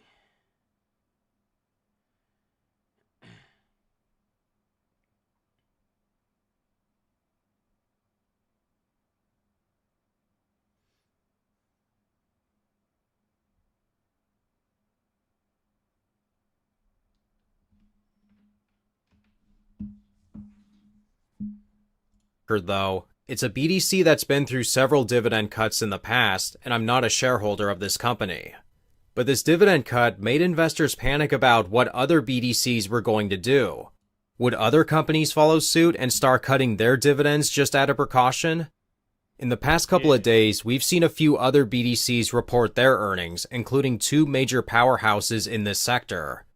The first of those being Ares Capital, the largest BDC in the sector. Oh, yeah. In the days leading up to Ares Capital is a big BDC. Ares announcing their latest earnings, there were a number of negative articles and news stories being published, warning investors about the negative impact of our interest rate cut that we had in September. This particular article on Seeking Alpha announced that Ares Capital's Q3 earnings were estimated to take a hit. But on Tuesday, Ares announced that they had earned 50 cents per share in net investment income, which was the exact same amount as their previous quarter. It did go down just slightly, but the interest rate cut that we had, at least so far, hasn't had much of an impact on this company. As I've discussed in previous videos, when interest rate cuts happen, BDCs don't just sit there and do nothing about it. They have strategies to combat falling income on their floating rate loans, and Ares Capital is doing just that. One of the biggest things going on is that more companies have been coming to Ares and BDCs in general who are looking to do business now that interest rates are lower and borrowing is now a little cheaper. Which is good, by the way. Here's the thing. I look at it like this. When lower interest rates happen, that means there's going to be more companies coming to these BDCs requesting a loan. Now, granted, the interest rates will be lower. And the BDCs are going to have to, work with these companies as far as I know. So obviously you're not going to get as much of a payout. But here's the thing, because money's a lot cheaper to borrow, a lot more companies are going to go to these BDCs and they're going to borrow money from these BDCs. Which is huge because a lot of places are not going to let them borrow for a certain interest rate. But these BDCs, they will. Now, some of these businesses are pretty risky, granted. But I love business development companies, man. I think they're great. I think they're fabulous. You shouldn't have a portfolio that is completely BDCs. That's not a good idea, but I think it's good. I think it's okay to have 15% of your portfolio in BDCs. I know that sounds crazy, but that's what I believe. I love that dividend, dude.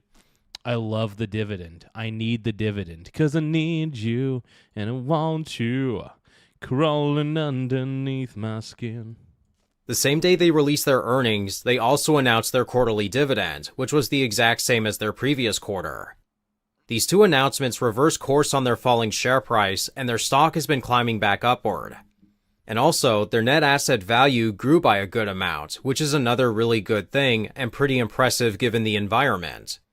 So clearly no alarms are going off for Ares Capital, at least at this moment, and they didn't cut their dividend out of precaution.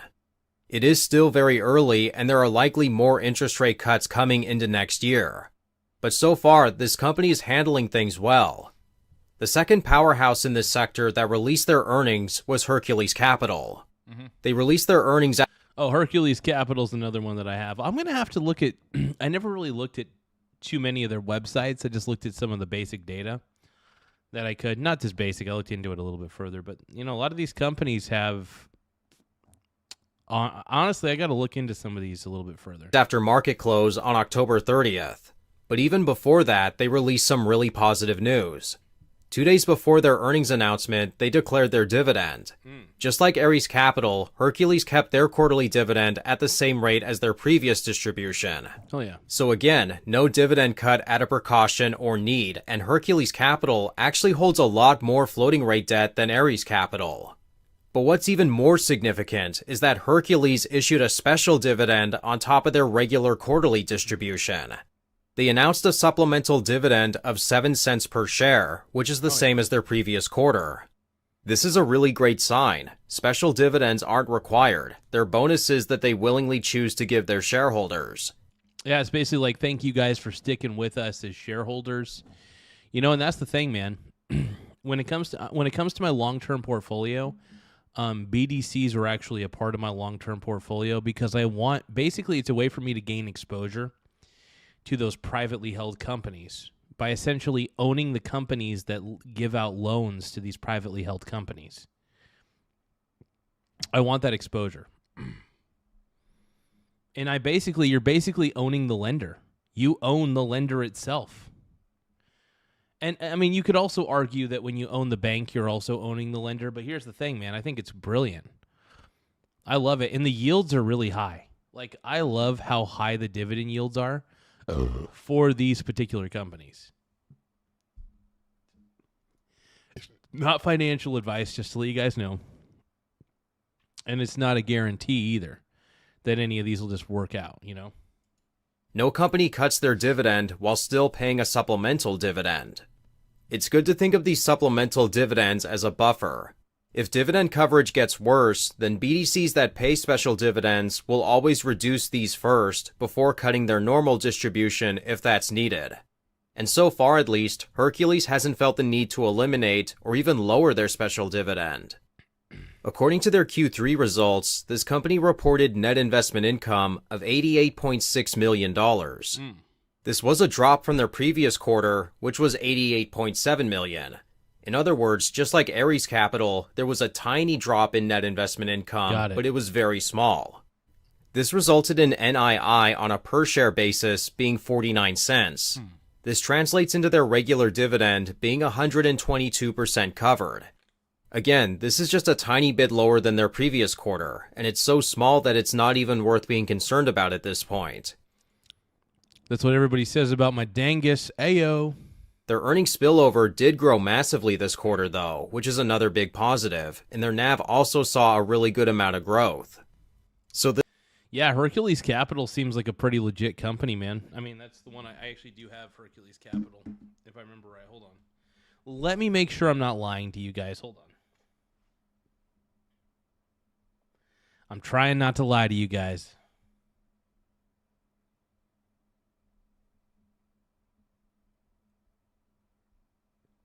Okay, yes, I do have Hercules Capital. Yes. I mean, Hercules Capital does have some short interest on it, but it's not bad at all.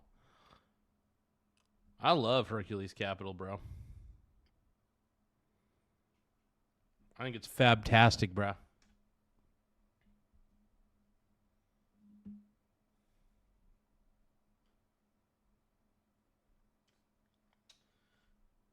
Yeah, and a lot of these companies have great earnings, by the way. Just a lot of them have good earnings, bro. Anyway, we're going to stop watching BDCs.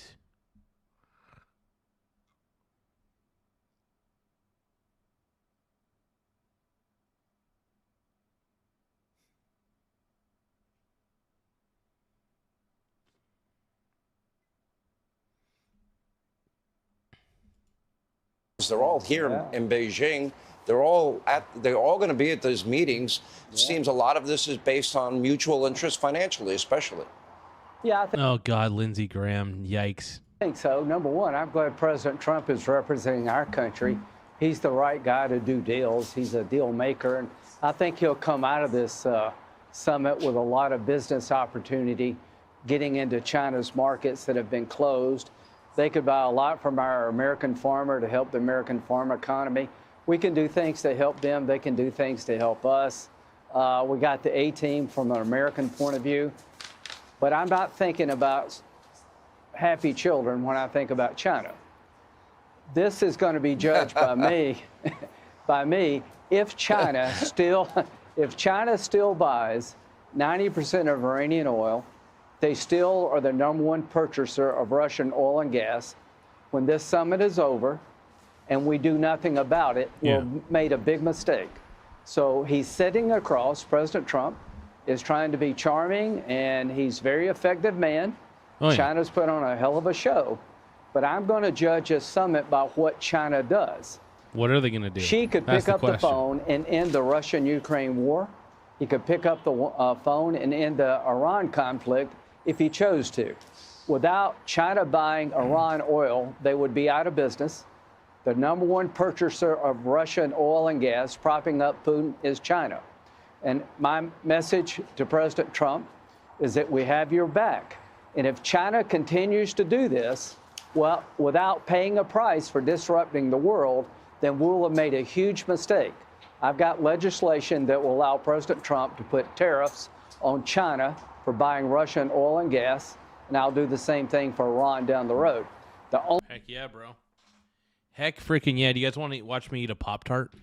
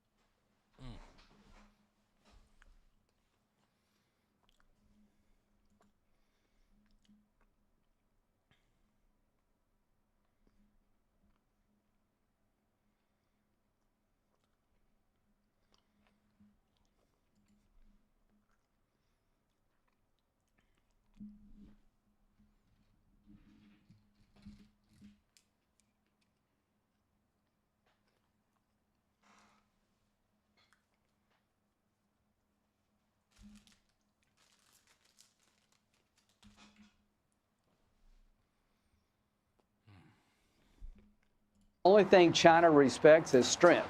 So when this is over, if they're still doing the same damn thing with Iran and Russia, and we don't punish China, we've made a mistake. Let's talk a little bit about what would their alternative be, Senator? In other words, I think maybe it's an opportunity we really haven't spent a lot of time talking about. Sure. You're right. About 90% of the oil they get from Iran. They want those Strait of Hormuz open. It was pretty fascinating when a Chinese tanker was hit in the Strait of Hormuz. That was shocking. Maybe the one remaining ally and friend that the Iranians have at this time. And clearly there is this unholy alliance. You have Vladimir Putin, you have Russia, you have Iran, you have North Korea that have been in an alliance. The reports, it will not be ignored by President Trump. I'm sure it will come up that the Chinese have been assisting the Iranians in this conflict. But I guess, is that a prerequisite to doing other business deals in your mind? No, I think you got to do two things at once. You try to build up the economic relationship, because over time that can change things. When you do business with people, you tend to look at them differently over time. But here's the problem. You name the allies of China, they're all dirtbags. They're aligned with the worst people in the world. Yep. They're buying oil cheaply from Iran. Well, and that's the thing. And they have some strange bedfellows, I'll tell you that. Keeping their war machine going. Same thing with Russia. If China stopped buying Iranian oil or threatened to do it, the war in Iran would be over. All I'm asking China to do is help us open up the Strait of Hormuz, help us stop Iran from getting a nuclear Help me help you. Help me help you. Because I think they would use it. Help us end the bloodbath in Russia, Ukraine, that is hurting the world economy. If you help us, I will be very grateful. If you don't help us and you continue to prop up these regimes, I will do business with you on Monday and put tariffs on you on Tuesday. And the only thing China understands is what I just said. Xi is not a crazy man. He's not irrational. If he believed President Trump would crush his economy, the Chinese economy, for propping up Putin and Iran, I think he would change his behavior. You don't need to threaten him directly, but you need to. Believe it or not, Lindsey Graham does make good points from time to time. Shockingly. I mean, this man does from time to time make good points.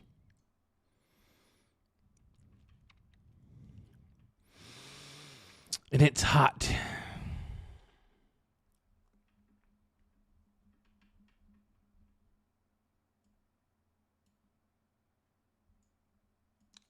To make it real to him. Senator, we have a printout of what President Xi was saying to President Trump. It was not interpreted in real time. This is what he said. He said, "I have always believed that the common interests between China and the U.S. outweigh the differences." He said that success of China and the U.S. is an opportunity for each other. He said stability of China-U.S. relations is a good thing for the world. He said he's looking forward to exchanging views with President Trump on major issues. And he said, let 2026 be a historic and landmark year for China-U.S. relations to carry on the past and open up the future. Now, would one alternative be, I mean, we are a net exporter of energy. Yeah. Is that a possibility? Everything's possible. That we export to them? They're an export country. They don't have, there are 1.4 billion Chinese who live, a lot of them live in poverty. There's no Social Security, there's no Medicare. Our worst day is China's best day. They put on a hell of a show, but their economy is struggling. Inner China, coastal economy is strong. The inner part of China lives hand to mouth. I wouldn't trade places with them for all the tea in China. The bottom line here is I want a good relationship with China, but if President Trump doesn't make it clear to President Xi that your bad actions regarding Iran and Russia, fueling terrorism and a never-ending conflict, they need to change. And if they change, you'll be rewarded. If they don't, you'll be punished. If we don't communicate that, then I think we'll have failed, quite frankly, to achieve the goal of this summit for me, which is to get China to be more normal. Look, I think you hit it at the very beginning. You're dealing with the man that is the author of The Art of the Deal. And the one thing President Trump said to me on the flight over here is said, everything is on the table. You name it, it'll be brought up in the course of this trip here. Senator, we do appreciate you being with us. Thank you for your patience. All right, thanks for watching. Check out my new podcast. That was a pretty decent video. Pretty decent. I like that. I like it a lot.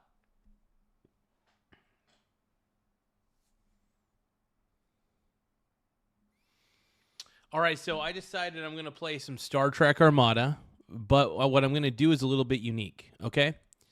So I've always had trouble playing Star Trek Armada, at least showing it on the screen. So what I'm going to do, I'm not even going to bother showing it on the screen at all. You heard me. So we're going to do... I'll be able to read the chat. It's going to be a little different. So you guys are going to be able to hear the game, but you're not going to be able to see the game. Does that make sense? You're going to watch me play the game, but you're not going to be able to see it.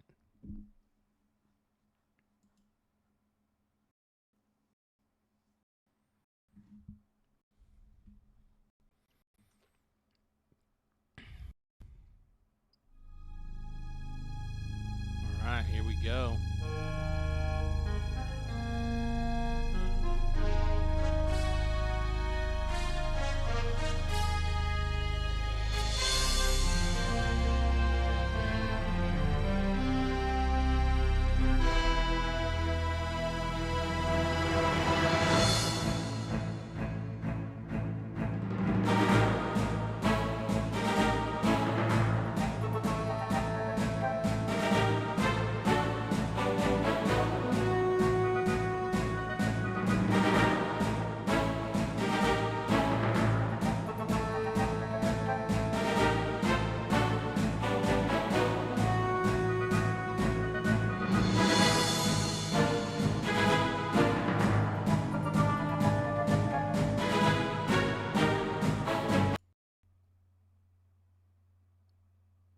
Dude, Star Trek Armada 1's one of the best games ever, dude. What are you talking about, bro?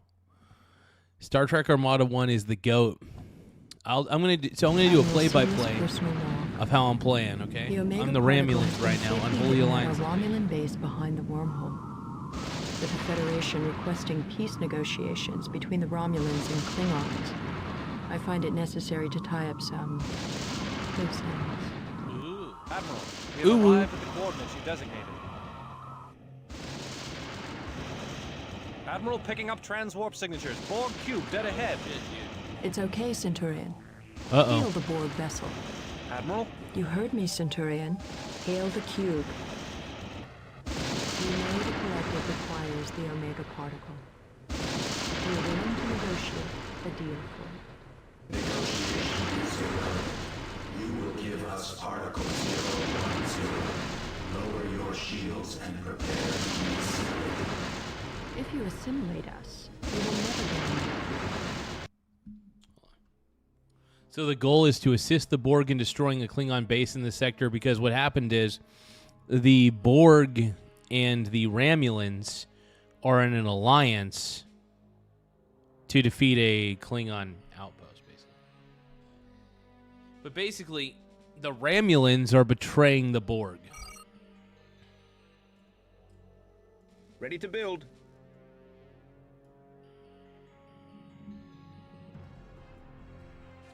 Proceed. Full impulse power. Full impulse power. What are your orders?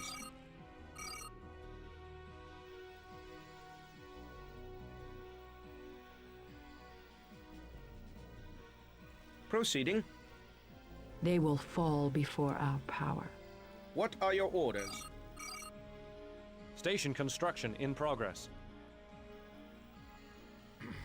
Station construction in progress. What is the request? They are no match for our cunning. How may I serve? How may I serve? Talon reporting. Talon reporting. Talon reporting. Okay, so I'm building a star base.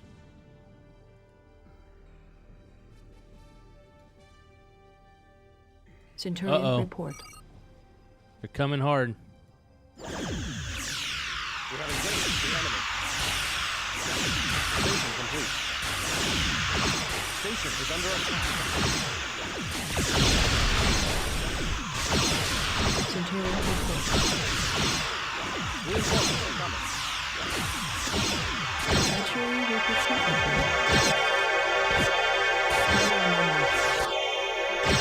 Ready to work. Awaiting orders. They are no match for our cunning.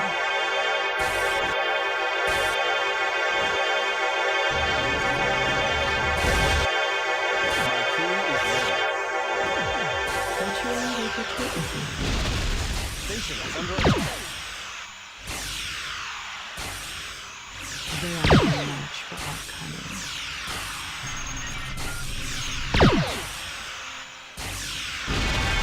We have engaged the enemy.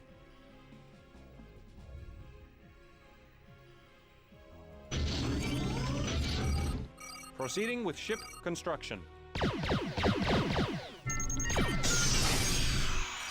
Station is under attack.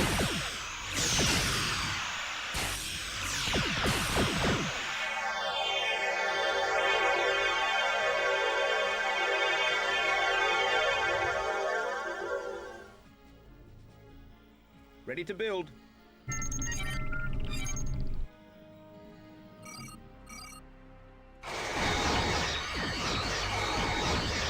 Receive. All sections report. Starship complete. New coordinates.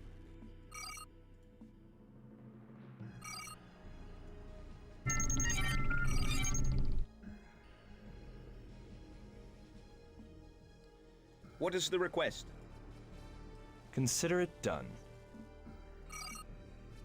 I need some of that dilithium.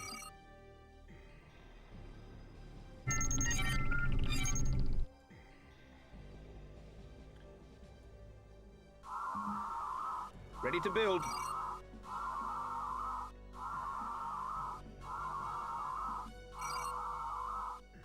Starship complete. A strong empire begins with a firm foundation. Consider it done. Station construction in progress.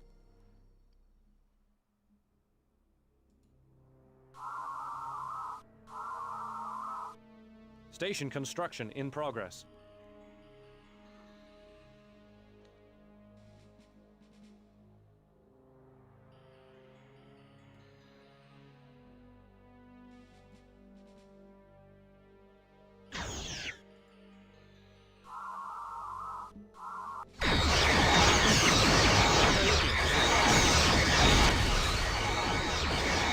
Ready to build.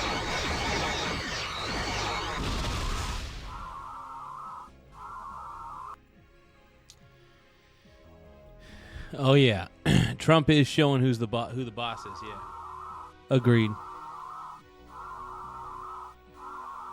Ready to work. What is the request? Station complete. Proceed. Proceed.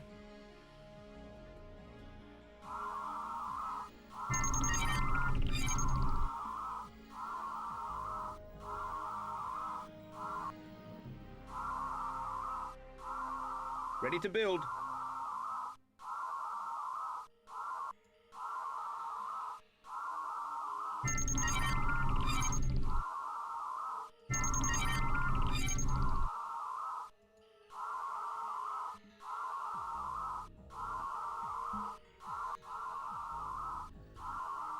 we go. Station complete.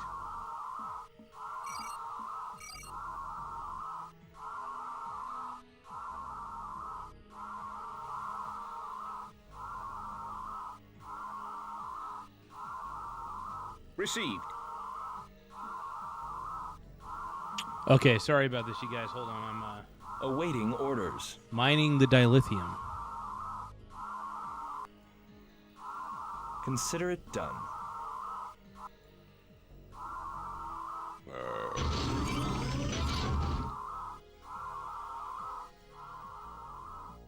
Talon reporting. My life for the Empire. Lay in a course. Station complete.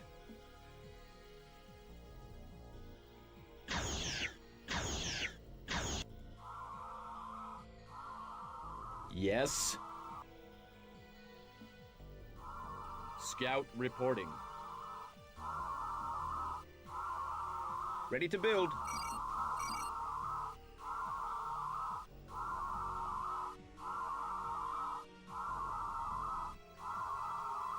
A strong empire begins with a firm foundation. Admiral, incoming transmission. Sealer, I would not have thought even a Romulan would stoop so low as to make an alliance with the Borg. Sorry. I will make you burn for this. Be nice. Be nice to Daddy.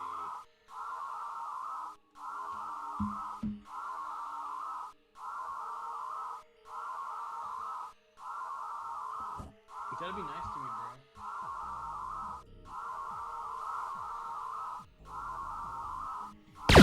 Oh shit, dude.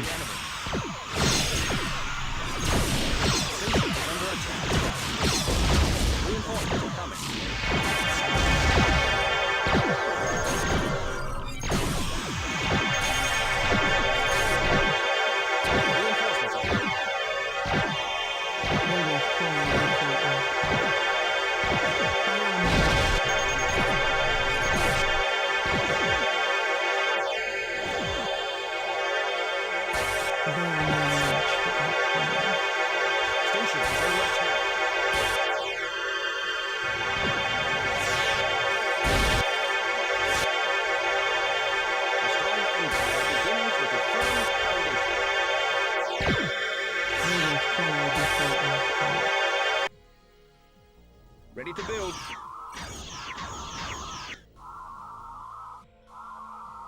A strong empire begins.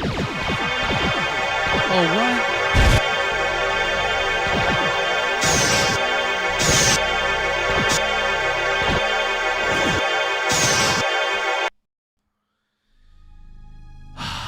So Seela's warbird was destroyed. Okay, well, I'm gonna have to replay.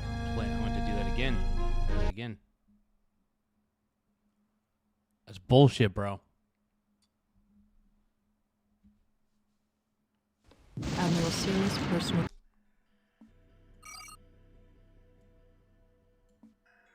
Proceed. Full impulse power.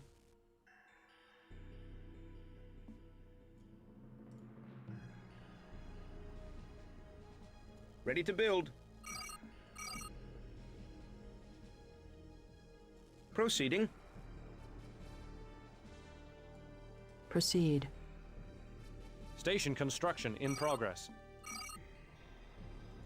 A strong empire begins with a firm foundation. Proceed. How may I serve? Head to these coordinates. Affirmative. Full impulse power.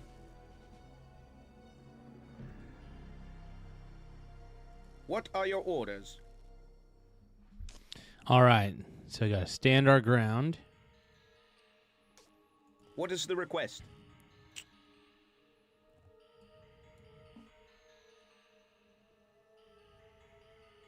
Centurion, report. Full impulse power.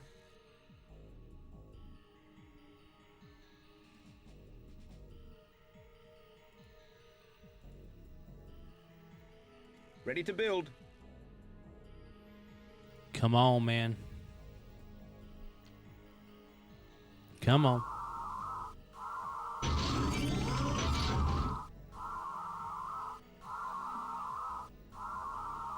All right, so what I'm doing... No, President Trump's the man, bro. Trump's the man, dude. I'm so sick and tired of people saying that Trump isn't the man when he's one of the best presidents we've ever had, bro. I'm sorry. I'm not All sorry. sections, Trump is the report. man. I'm not gonna apologize for that. They will fall before our power.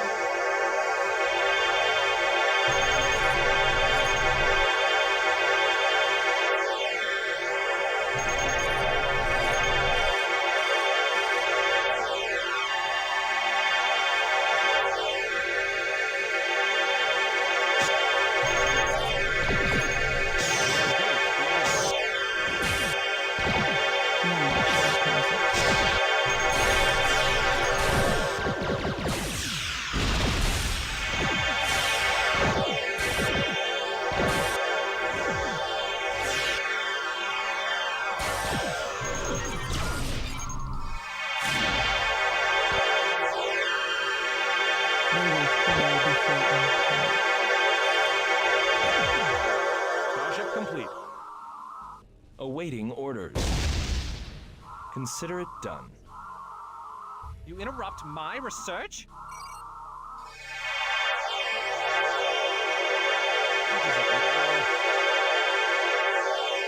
All right, here we go. You know who I am. Okay, so to give you guys a rundown, since it's not showing up on the screen, the game itself, I'm building some star bases to protect my dilithium moon. And I'm basically the Romulans. I got Seal as Warbird. Got to protect that shit, dude. Ready to build. And, yeah. Ready to work. Ready to twerk. What is it now? Reinforcements are coming. Station complete.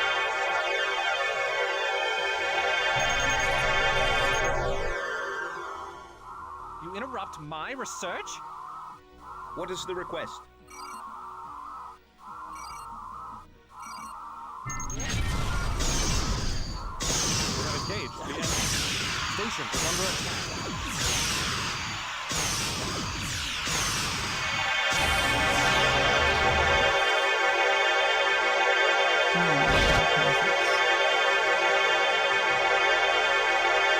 Awaiting orders.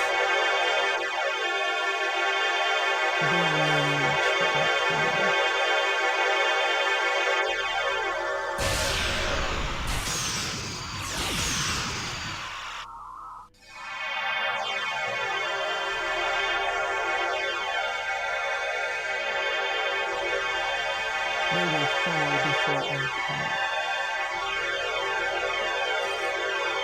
Proceed. Full impulse power. Reinforcements are coming. Reinforcements are coming.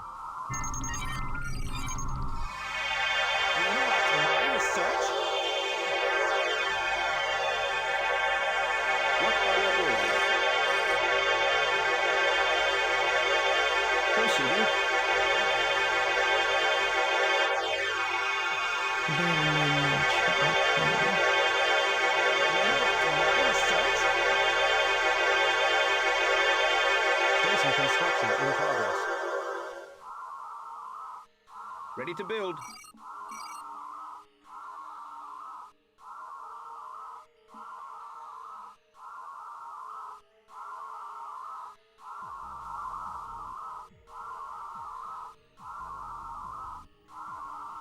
A strong empire begins with a What's firm up? foundation.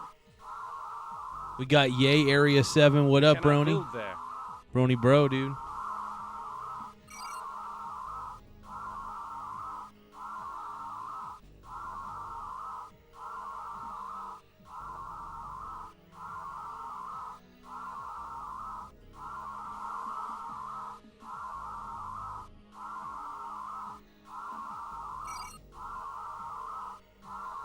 Ready to Admiral, build. incoming transmission. Sealer, I would not have thought even a Romulan would stoop so low as to make an alliance with the Borg. I will make you burn for this. Hey, thank you, Yay Area 7, for the gold coin. I appreciate you, bro. I love you, bro. Thank you for the gold coins. Yeah, I'm playing Armada 1, Star Trek Armada 1, if you guys ever played that for PC. The game came out in like 2000, dude. It's amazing. Centurion, report.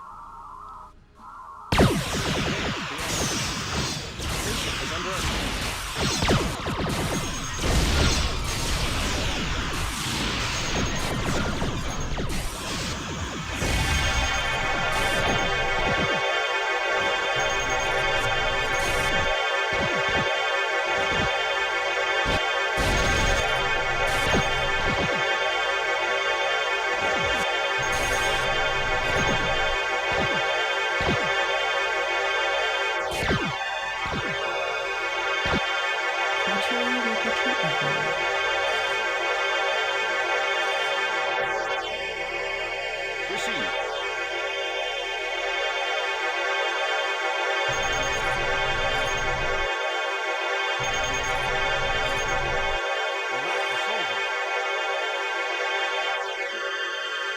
What is the request?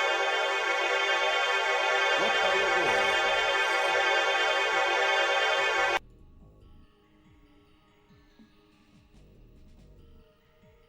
Proceeding. What is the request?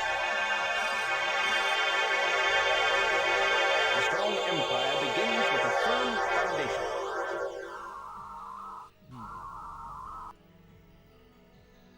Station construction in progress. None shall oppose us. Uh-oh.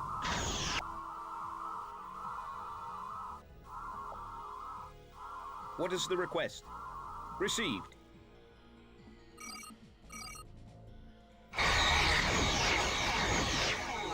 Station complete.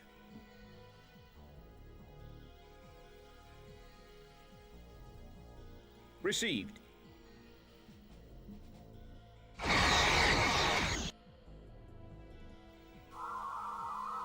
Centurion, report. What is the request?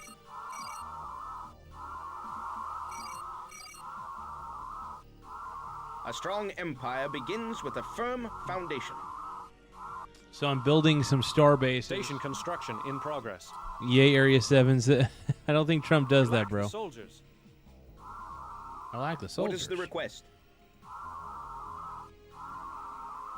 Oh, yeah, I gotta have like 800 crew for a star base or something.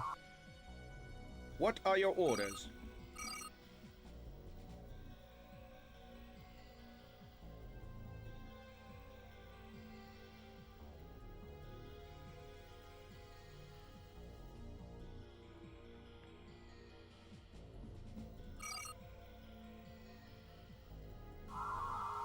A strong empire begins with a firm foundation. Station construction in progress.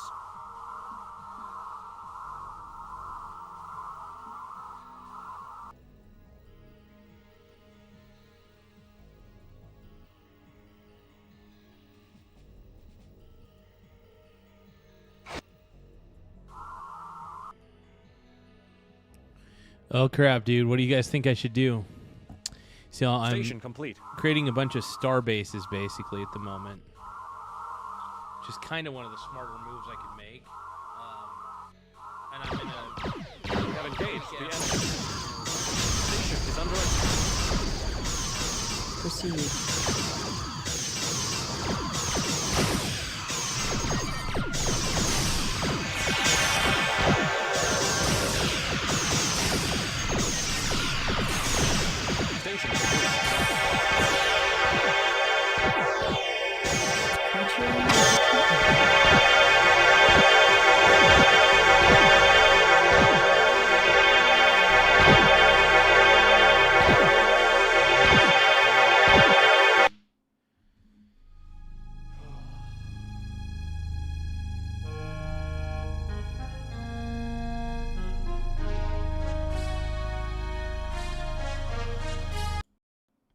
problem is Sila's warbird always gets so freaking exposed.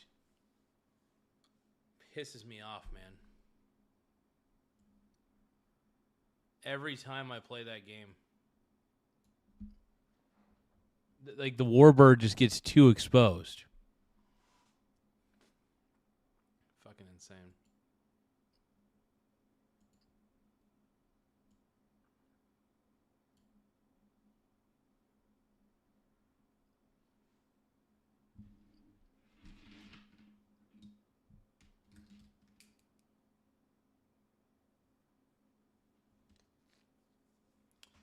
Okay, enough of that game.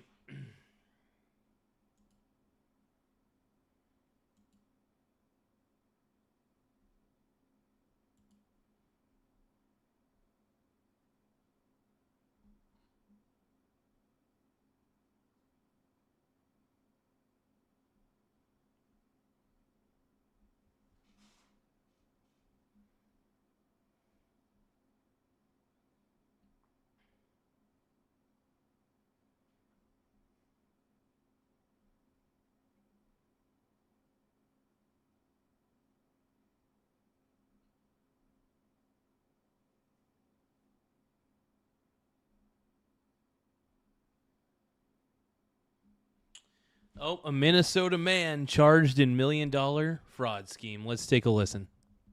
Been a major hotbed for fraud, as you know. And a new report by the state's Fraud Prevention and Oversight Committee is blaming the Walz administration for the problem. And it reads, it is clear that the breadth and depth of fraud in Minnesota is much worse than anyone thought. I love Tim Walz. I really do. I love Tim Walz. It's true. Possible and stretches across multiple agencies in the Walz administration. The latest example from Minnesota, a massive food stamp fraud scheme. Prosecutors say a man used other people's EBT cards to purchase food items from chain stores and then turn around and sell them from his own store. Wow. The county attorney's office, who is prosecuting the case, wrote to Fox News, snap. How much do you want to bet that the guy did it thinking he wouldn't get caught because he knew that Tim Walz was soft on crime? Because he knew that the Walz administration and all those like him suffer from levels of what we called white guilt. It's true. Allegedly, allegedly, allegedly. Is a program meant to help low-income Minnesotans pay for their groceries. It literally puts food on the table. Mr. Muhammad's theft of these resources was deliberate and is absolutely unacceptable. We will hold him accountable and seek to recover funds. All of that a quote. Charles. You know, call me cynical, right? Here's my thing. I grew up in Army bases and my parents divorced. And so I came up to Harlem in the 1970s, early 70s. Most violent, poorest, dangerous neighborhood in America. And first time I saw people, you know, on food stamps and welfare and you know, what they call, you know, benefits, right? And after a while of hearing people like all the different little loopholes of being able to get extra and do this and get that, I came to the conclusion it's deliberately designed this way. Because as long as you have people getting welfare, getting food stamps. So this guy's saying you garbage. You're garbage. You garbage, bro. You garbage. The only garbage individual I see here is you, buddy. I'm talking to the dude in the chat. What a chud. You know, relying on the government, and even if there's little loopholes for them to get extra, they're going to be less likely to try to get off of that and get onto the income, the ladder of real success. That's a way of keeping power over them. I hate to say it, but a lot of these loopholes, like this scam, we've seen this scam a million times. They can't fix this. They can't fix all these loopholes and scams. I think they deliberately put them in place to keep people on these programs. Yeah. And that helps to control a segment Absolutely. of the population. You've got their control. That means you keep their vote. You keep them where they are. You know, it's just, this is the conclusion I came to a long time ago. And they scare them by saying, if we're not in office, well, that will someone's going to take away. this from you. Yep. My mom used to say, if you allow someone to always feed you, they can and will often starve you. Yeah, that's the threat. Well, there used to be some more unity in some of these reforms as well. I mean, I used to work for, I worked for former Governor Tommy Thompson of Wisconsin, who I worked for him on a Senate campaign. And while he was governor, he was the one that led the charge on welfare reform and work requirements. And he always said that he wanted to give people a hand up, not a handout. And the Bill Clinton admitted that he stole the idea from Tommy Thompson in Wisconsin. What we're doing here is these programs are supposed to be compassionate, to help the needy, but compassion requires accountability. And to Charles' point, that accountability keeps being rejected from the left, and they keep fighting it. And we saw that even more recently with the... Well, that's because the left thinks everything is racist. They think accountability is racist. They think responsibility is racist. They think everything is racist.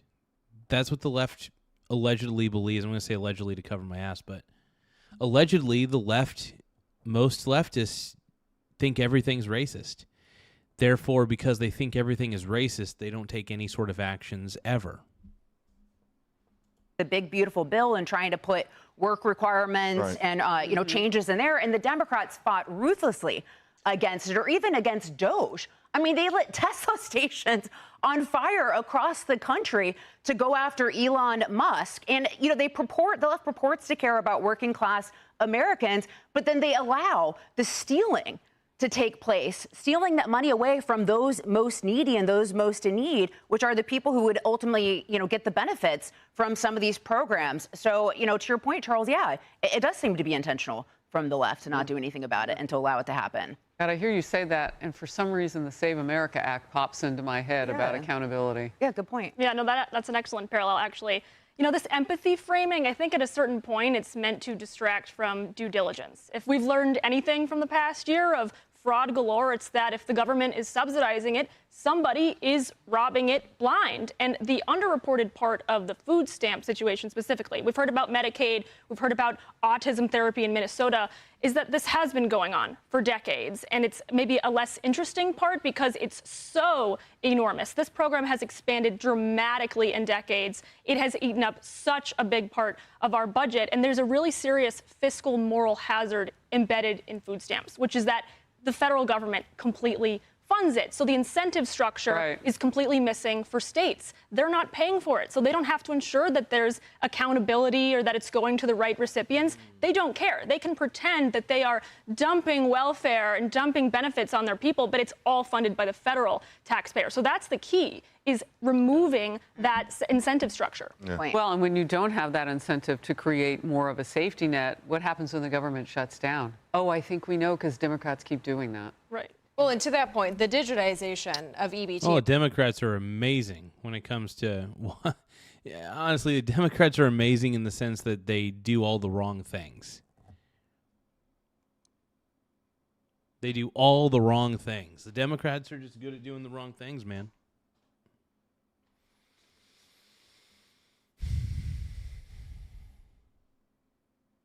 In particular was a massive mistake. And if we were serious about reform, we would start there. I mean, this sort of fraud, especially with EBT and SNAP benefits, happens on a much smaller scale than this on a nearly daily basis.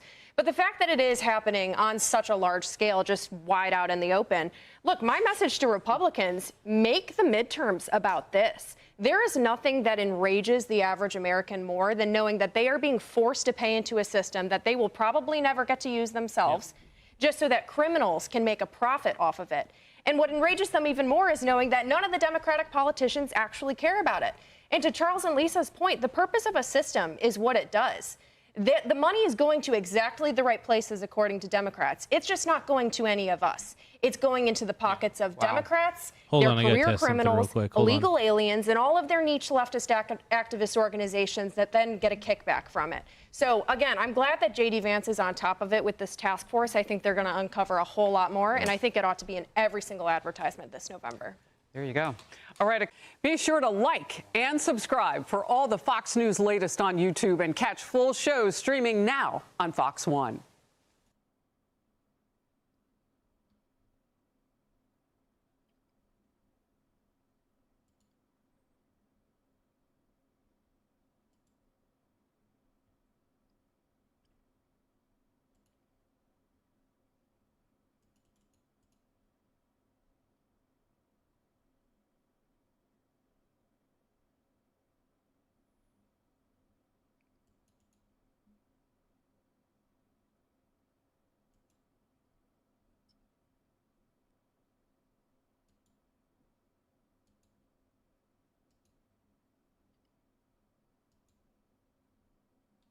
Crazy stuff, man. Crazy stuff. All the fraud that's going on in places like Minnesota. I mean, hey, things happen on a smaller scale, but it's crazy how things like that $1 million fraud was insane. Unbelievably insane, by the way.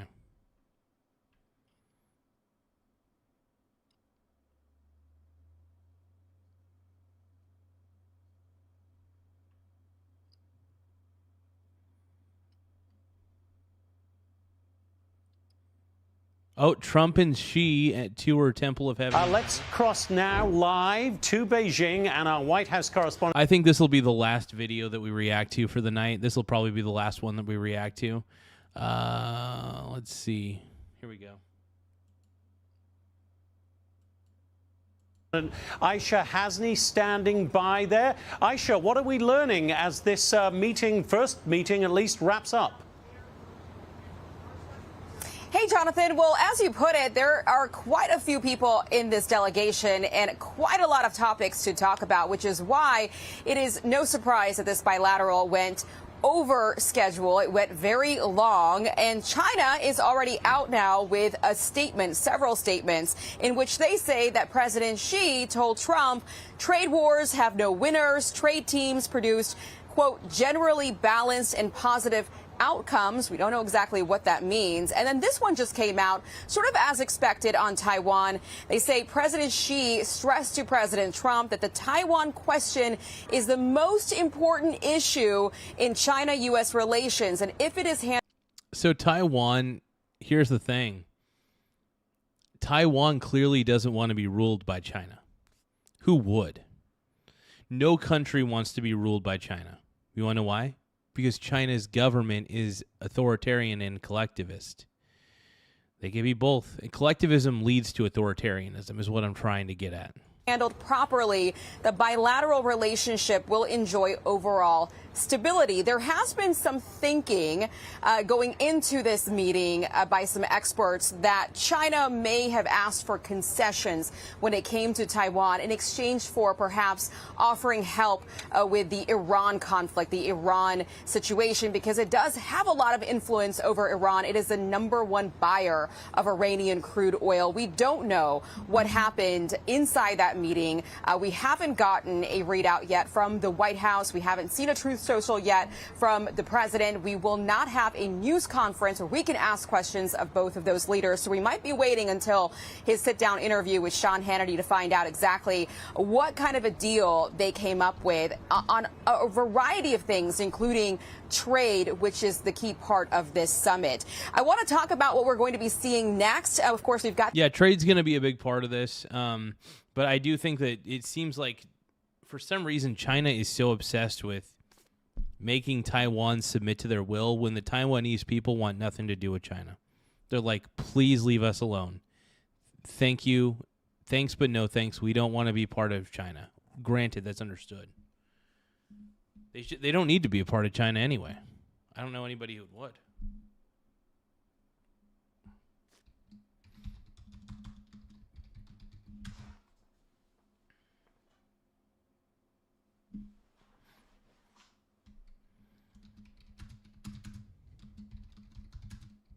Give me one moment.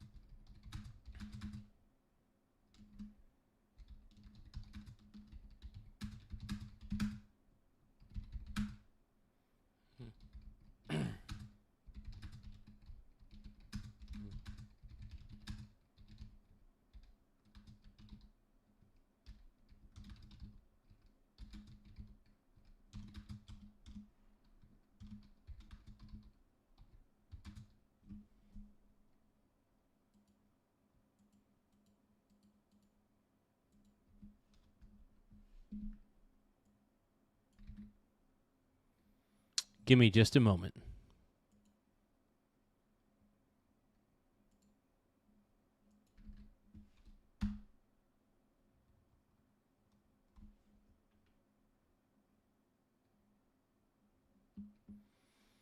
Okay.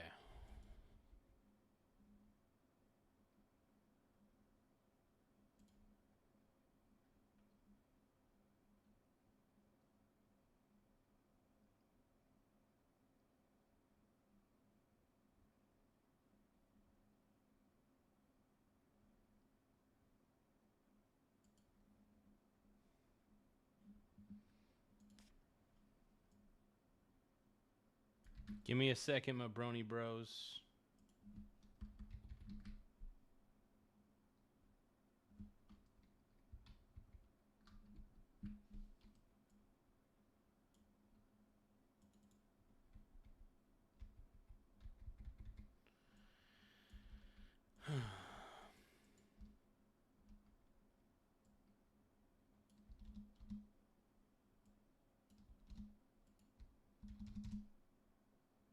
Thank you, guys. Appreciate you. Gift yum yum. Gift yum yum.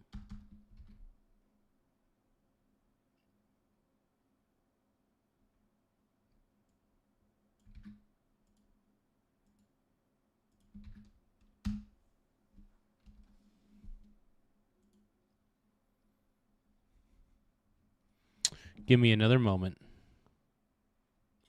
I love Trump, dude. Trump's the man. Clearly the greatest president of all time, bro. Greatest businessman of all time, too, bro.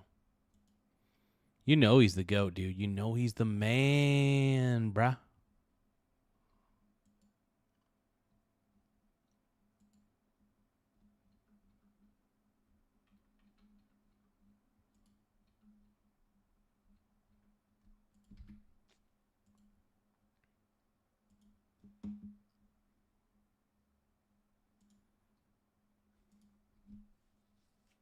I'm going out of my, I'm just running in circles all the time.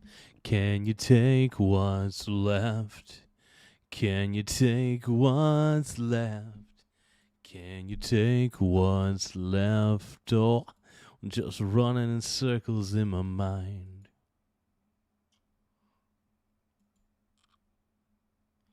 No, Trump's a success story, bro. Wait, how is Trump a failure? He's a billionaire. If Trump is a failure, then why is he a billionaire? Riddle me that. Why is Donald Trump a billionaire if he is a failure at life? Clearly he's a winner. So are you just jealous and envious that he's more successful than you and that just makes you angry at the end of the day? Because you're weak? Name one thing that Trump has done to make life good. Okay. Close the border. That's one. He closed the border, which was definitely needed. Number 2, he got rid of a lot of federal agencies. Number 3, he deregulated. He got rid of a lot of stupid laws.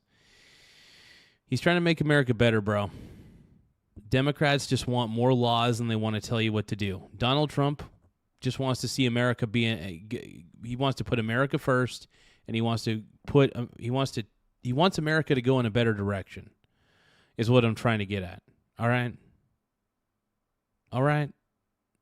Do you know what I'm saying, bruh? My pink brony bro, do you know what I am saying?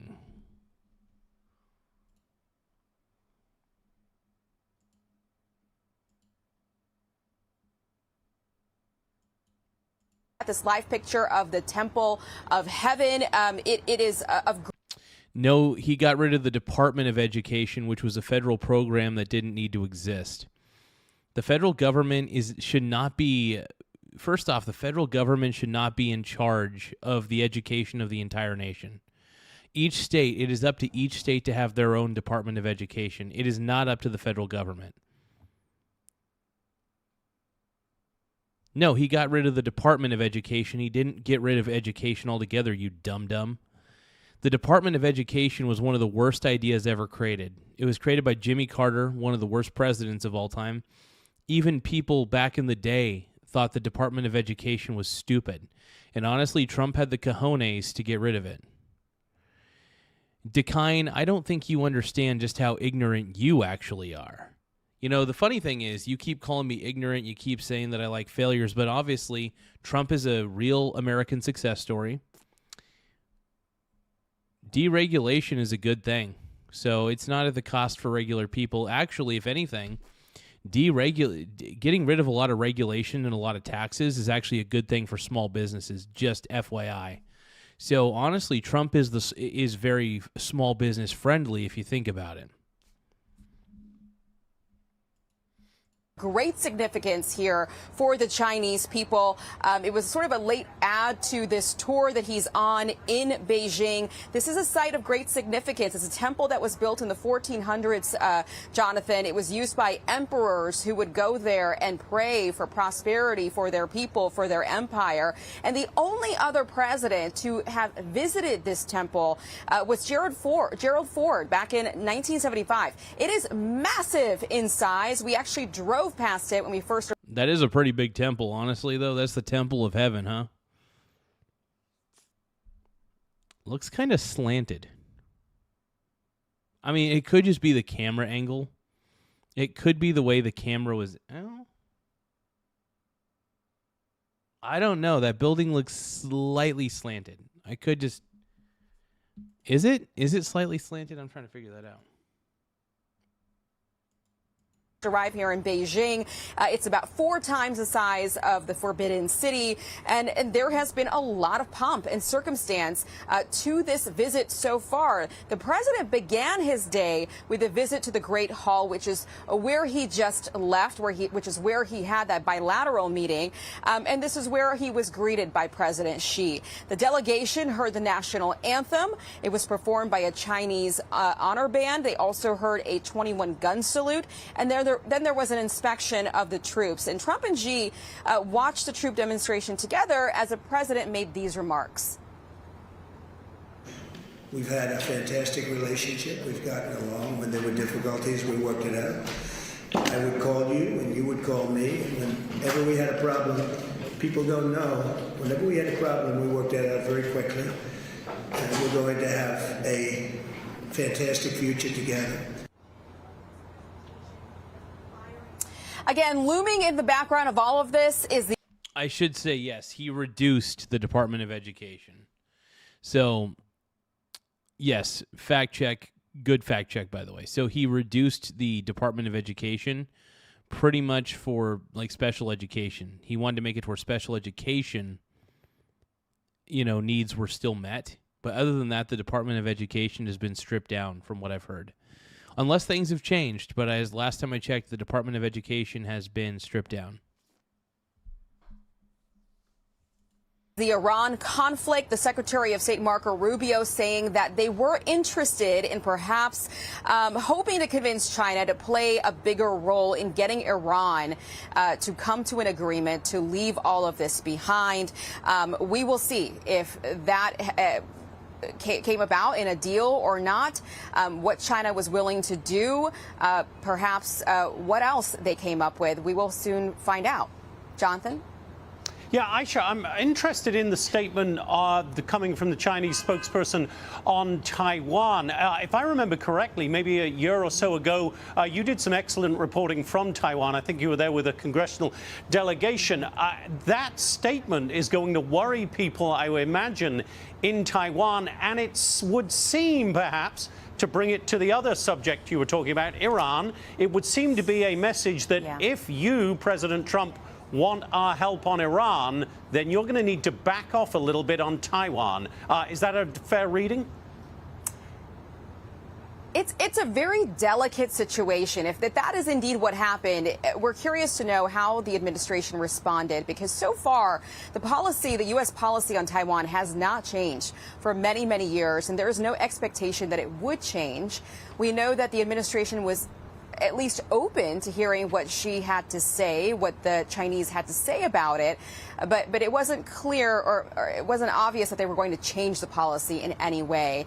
Taiwan, for its part, of course, wants to turn itself into what it calls a porcupine. It wants to arm itself so it can defend itself. It's not counting on the U.S. to intervene in case there were to be an invasion or a blockade of the Taiwan Strait, but it is hoping for more weapons. there was quite a backlog. When I visited Taiwan a couple of years ago, there was a backlog of weapons, U.S. weapons that it had purchased from the first Trump administration.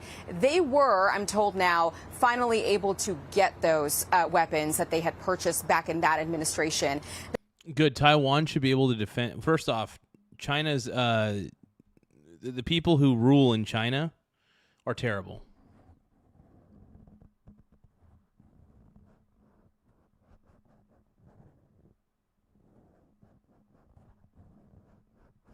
No, I think what Donald Trump is doing is fantastic. He's making rapid change quickly. He's doing it quickly. To those of you who don't like it, who cares what you think? Because you're thinking, I don't know, your thinking sucks. They're now waiting for another package, a new package of weapons. In the meantime, I spoke with the ambassador, the Taiwan ambassador to the U.S. a couple of days ago, right before I left for Beijing. And I asked him, do you think that this Iran conflict is making China more confident to do something like a blockade of the Taiwan Strait, which would, by the way, be so devastating to the U.S. economy because Taiwan is the #1 chip maker in the world? And he told me that is true. Taiwan is the #1 chip maker in the world, and there is the Taiwan Semiconductor Company. So it is a little scary. It's pretty scary if China takes over Taiwan.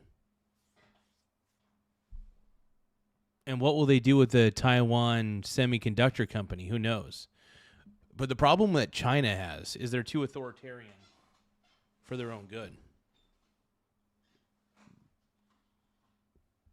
China's far too authoritarian. What they have to do is think twice and look at what the U.S. has done with Venezuela and what the U.S. is currently doing with Iran, and think about all of the allies in the region and all of the other people, countries that would have a problem with such an invasion or a blockade. Again, there are a lot of countries that depend on these chips, and so a lot of folks would have a problem with that, so they're counting on that. Yeah. Hey, Grady, you should care what I think because I'm correct. Because I'm correct, you should care what I think. Because I'm on the right side of history, you should care what I think. Because I'm on the right side of history, you should give a damn what I think. You should. Because I'm on the right side of history. Trump is the man, bro. And as we talk to you and listen to that fascinating breakdown and information. I love how people who travel to other countries act like they're more enlightened than me for not traveling to a whole bunch of countries. Look, I've only been to like 4 states in my life in the U.S. It doesn't make me... In fact, if anything, if you have to keep traveling to all these places, it doesn't mean that you're like a superior version to me. It just means that you see how other people live and you realize that, holy crap, the United States is awesome compared to these other countries.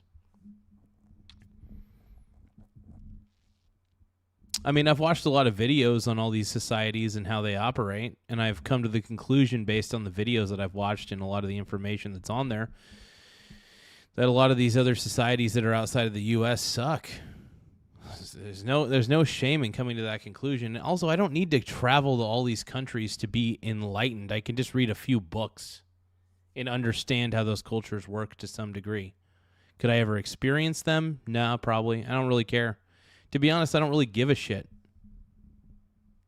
My goal is to be wealthy, and my goal is to educate people on how to invest properly. That's pretty much it. I like to travel, though. Believe it or not, I like to travel. Yeah, Dekine, you don't know anything either, dude. You're probably eating chips off your chest right now and probably angry and pounding your keyboard because I'm not giving in to anything you're saying and I'm calling you a fool. No, you're ignorant, Dekine. You're the ignorant one. You think that just because, I traveled places, somehow you have all the knowledge that you need from all those places. You probably just sat there and bloop, bloop, bloop, bloop. That's what you did. On Taiwan, we are watching President Trump now at, I believe, the Temple of Heaven. There are some cameras around him. The live pool camera seems to be some distance away, so we're not able to hear anything that might be being said there. Aisha, but I wanted to get your impression as well from the people you speak to within Okay, so if you've been to all those countries, why are you still a fool? Why are you still uneducated? Let me guess, Dekine. You think that communism and socialism are good ideas. Is that right? If you've been to 35 states and 40 countries, and if you think that communism and socialism are good ideas, you are uneducated. In fact, you're willfully ignorant. No, you're entitled. Dekine, you're entitled. You think that, oh, I've traveled to all these countries, therefore I understand things. No, you don't. You're a fucking twat. Doesn't mean you're superior. You're just another hipster twat who has no idea how the world works.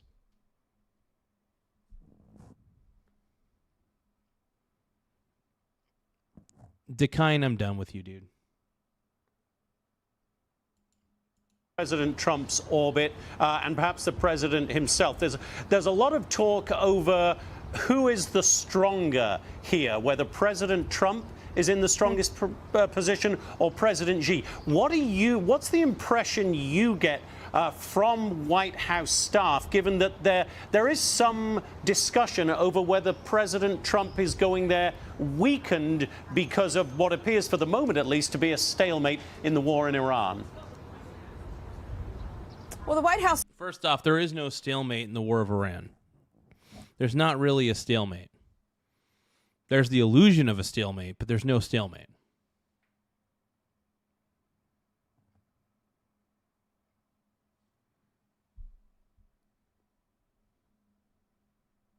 Certainly doesn't think that the president is walking into this in a weak position. In fact, the president, before he left the White House and departed for Beijing, told reporters that it was China that had everything to lose with the Strait of Hormuz being closed and everything to gain with it being reopened because it is such a big buyer of Iranian crude oil, way more than any other country. And by the way, as we watch these pictures, and I'm not able to see them, so you'll have to tell me, you remember the bilateral going very long. It makes sense because that was really the only time that these two leaders had one-on-one to speak to each other. I mean, before they're speaking by phone, they're speaking through intermediaries. Oh God, we got Truest Blue. We got the annoying and the annoying Truest Blue 777. Yes, Truest Blue. Yes, we lost. No, we didn't. Are you kidding me, dude? We're kicking ass. Dude, the war in Iran has been militarily won by the United States. You know it. I know it. The American people frickin' know it. Come on, man. Get a grip, bro. Get a grip. And the rest of the time, they're doing this tour in public view with cameras on them. So they're not really able to talk, the way that they would want to. So that bilateral going long makes a lot of sense because that was probably the only time they could say what they wanted to say without all the eyes of the world watching. And also because they had so many cabinet secretaries. Let me just interrupt you there, Aisha. I'm sorry, we think we may have some audio. Let's dip in and see if we can hear the president. Mr. President, can you talk about Taiwan? Thank you, press. Thank you, press. Thank you, press.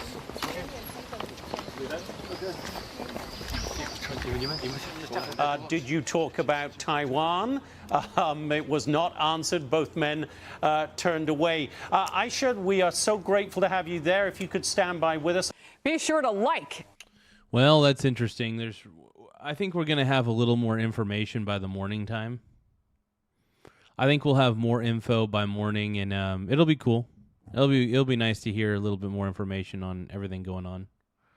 For shizzle.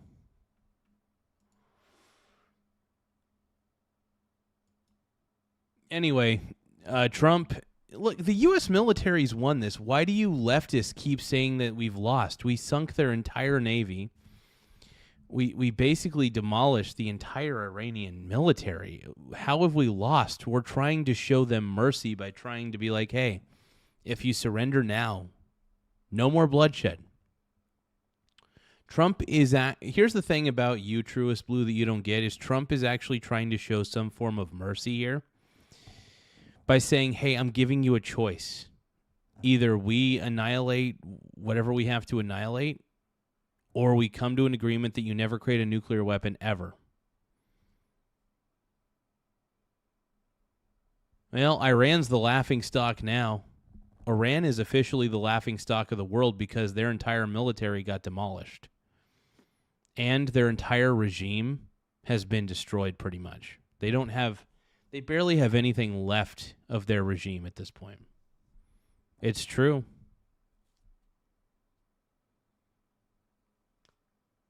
But anyway, I do want to thank you guys for coming in, even the leftists, even though a lot of you leftists are annoying as hell. I do want to thank you guys for taking the time. Try not to be so annoying, please. Are you guys going to stop being so annoying? And you guys are probably like, no, we're not being annoying. We have the facts. We're not annoying. We have the facts. No, you don't. You don't have any facts. In fact, the only fact that you have is that you're all a bunch of unhinged Karens, liberal Karens, and I don't respect you guys. I don't. Look, it's hard to respect leftists these days because they were all celebrating Charlie Kirk's death. They celebrate death way too much. It's disturbing. And yeah, I'm not a fan of the left. The left had lost me as a voter a long time ago, and I don't trust the left. I think the left is ridiculous. I think the left is too in bed with communist and socialist concepts.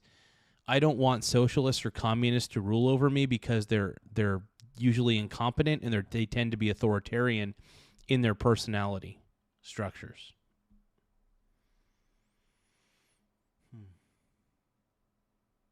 Oh yeah, I voted for. I proudly voted for Donald Trump in 2016. I proudly voted for him in 2020, and I proudly voted for him in 2024. Do you want to know why? Because I knew it was the right choice. I knew that we couldn't do another 4 more years of Biden, that's for sure. I knew we couldn't do 4 years of Kamala. Hell no. Hell no.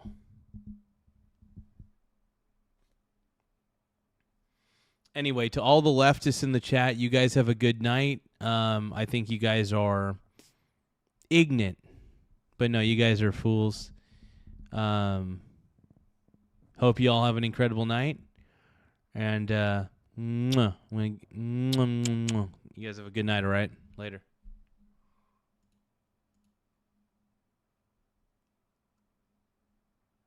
Oh my God, I'm so ignorant. Oh my God, I'm so ignorant. LOL, LOL. No, here's the thing, man. I'm Trump. I'm gonna vote. I'm gonna vote J.D. Vance in 2028, just to let you guys know. So when if J.D. Vance wins the primary in the Republican Party, I will vote for J.D. Vance 2028. Let's go, dude. What's up with all these liberals coming into the chat, dude? It's like there's so many leftists that are like gooning on their smartphones, and they're just like coming in and being like, you need to get your head checked out. You need to get your head checked out. You need to get your head checked out. Ooh, no, you guys need to get your head checked out because you guys suffer from TDS, Trump derangement syndrome.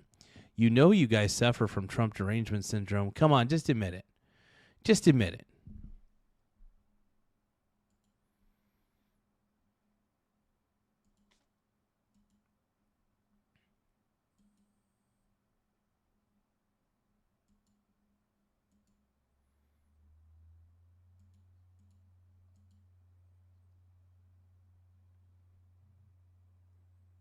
I'm a winner. I'm a winner. I voted for Trump. I'm a winner. Got it? No, Trump's the man, though, dude. Trump is the GOAT, dude. Yeah, I wanted before I went to bed, I wanted to let everybody know that I love Trump. I think Trump's the man. I think Trump's the GOAT. And you guys are all a bunch of wieners.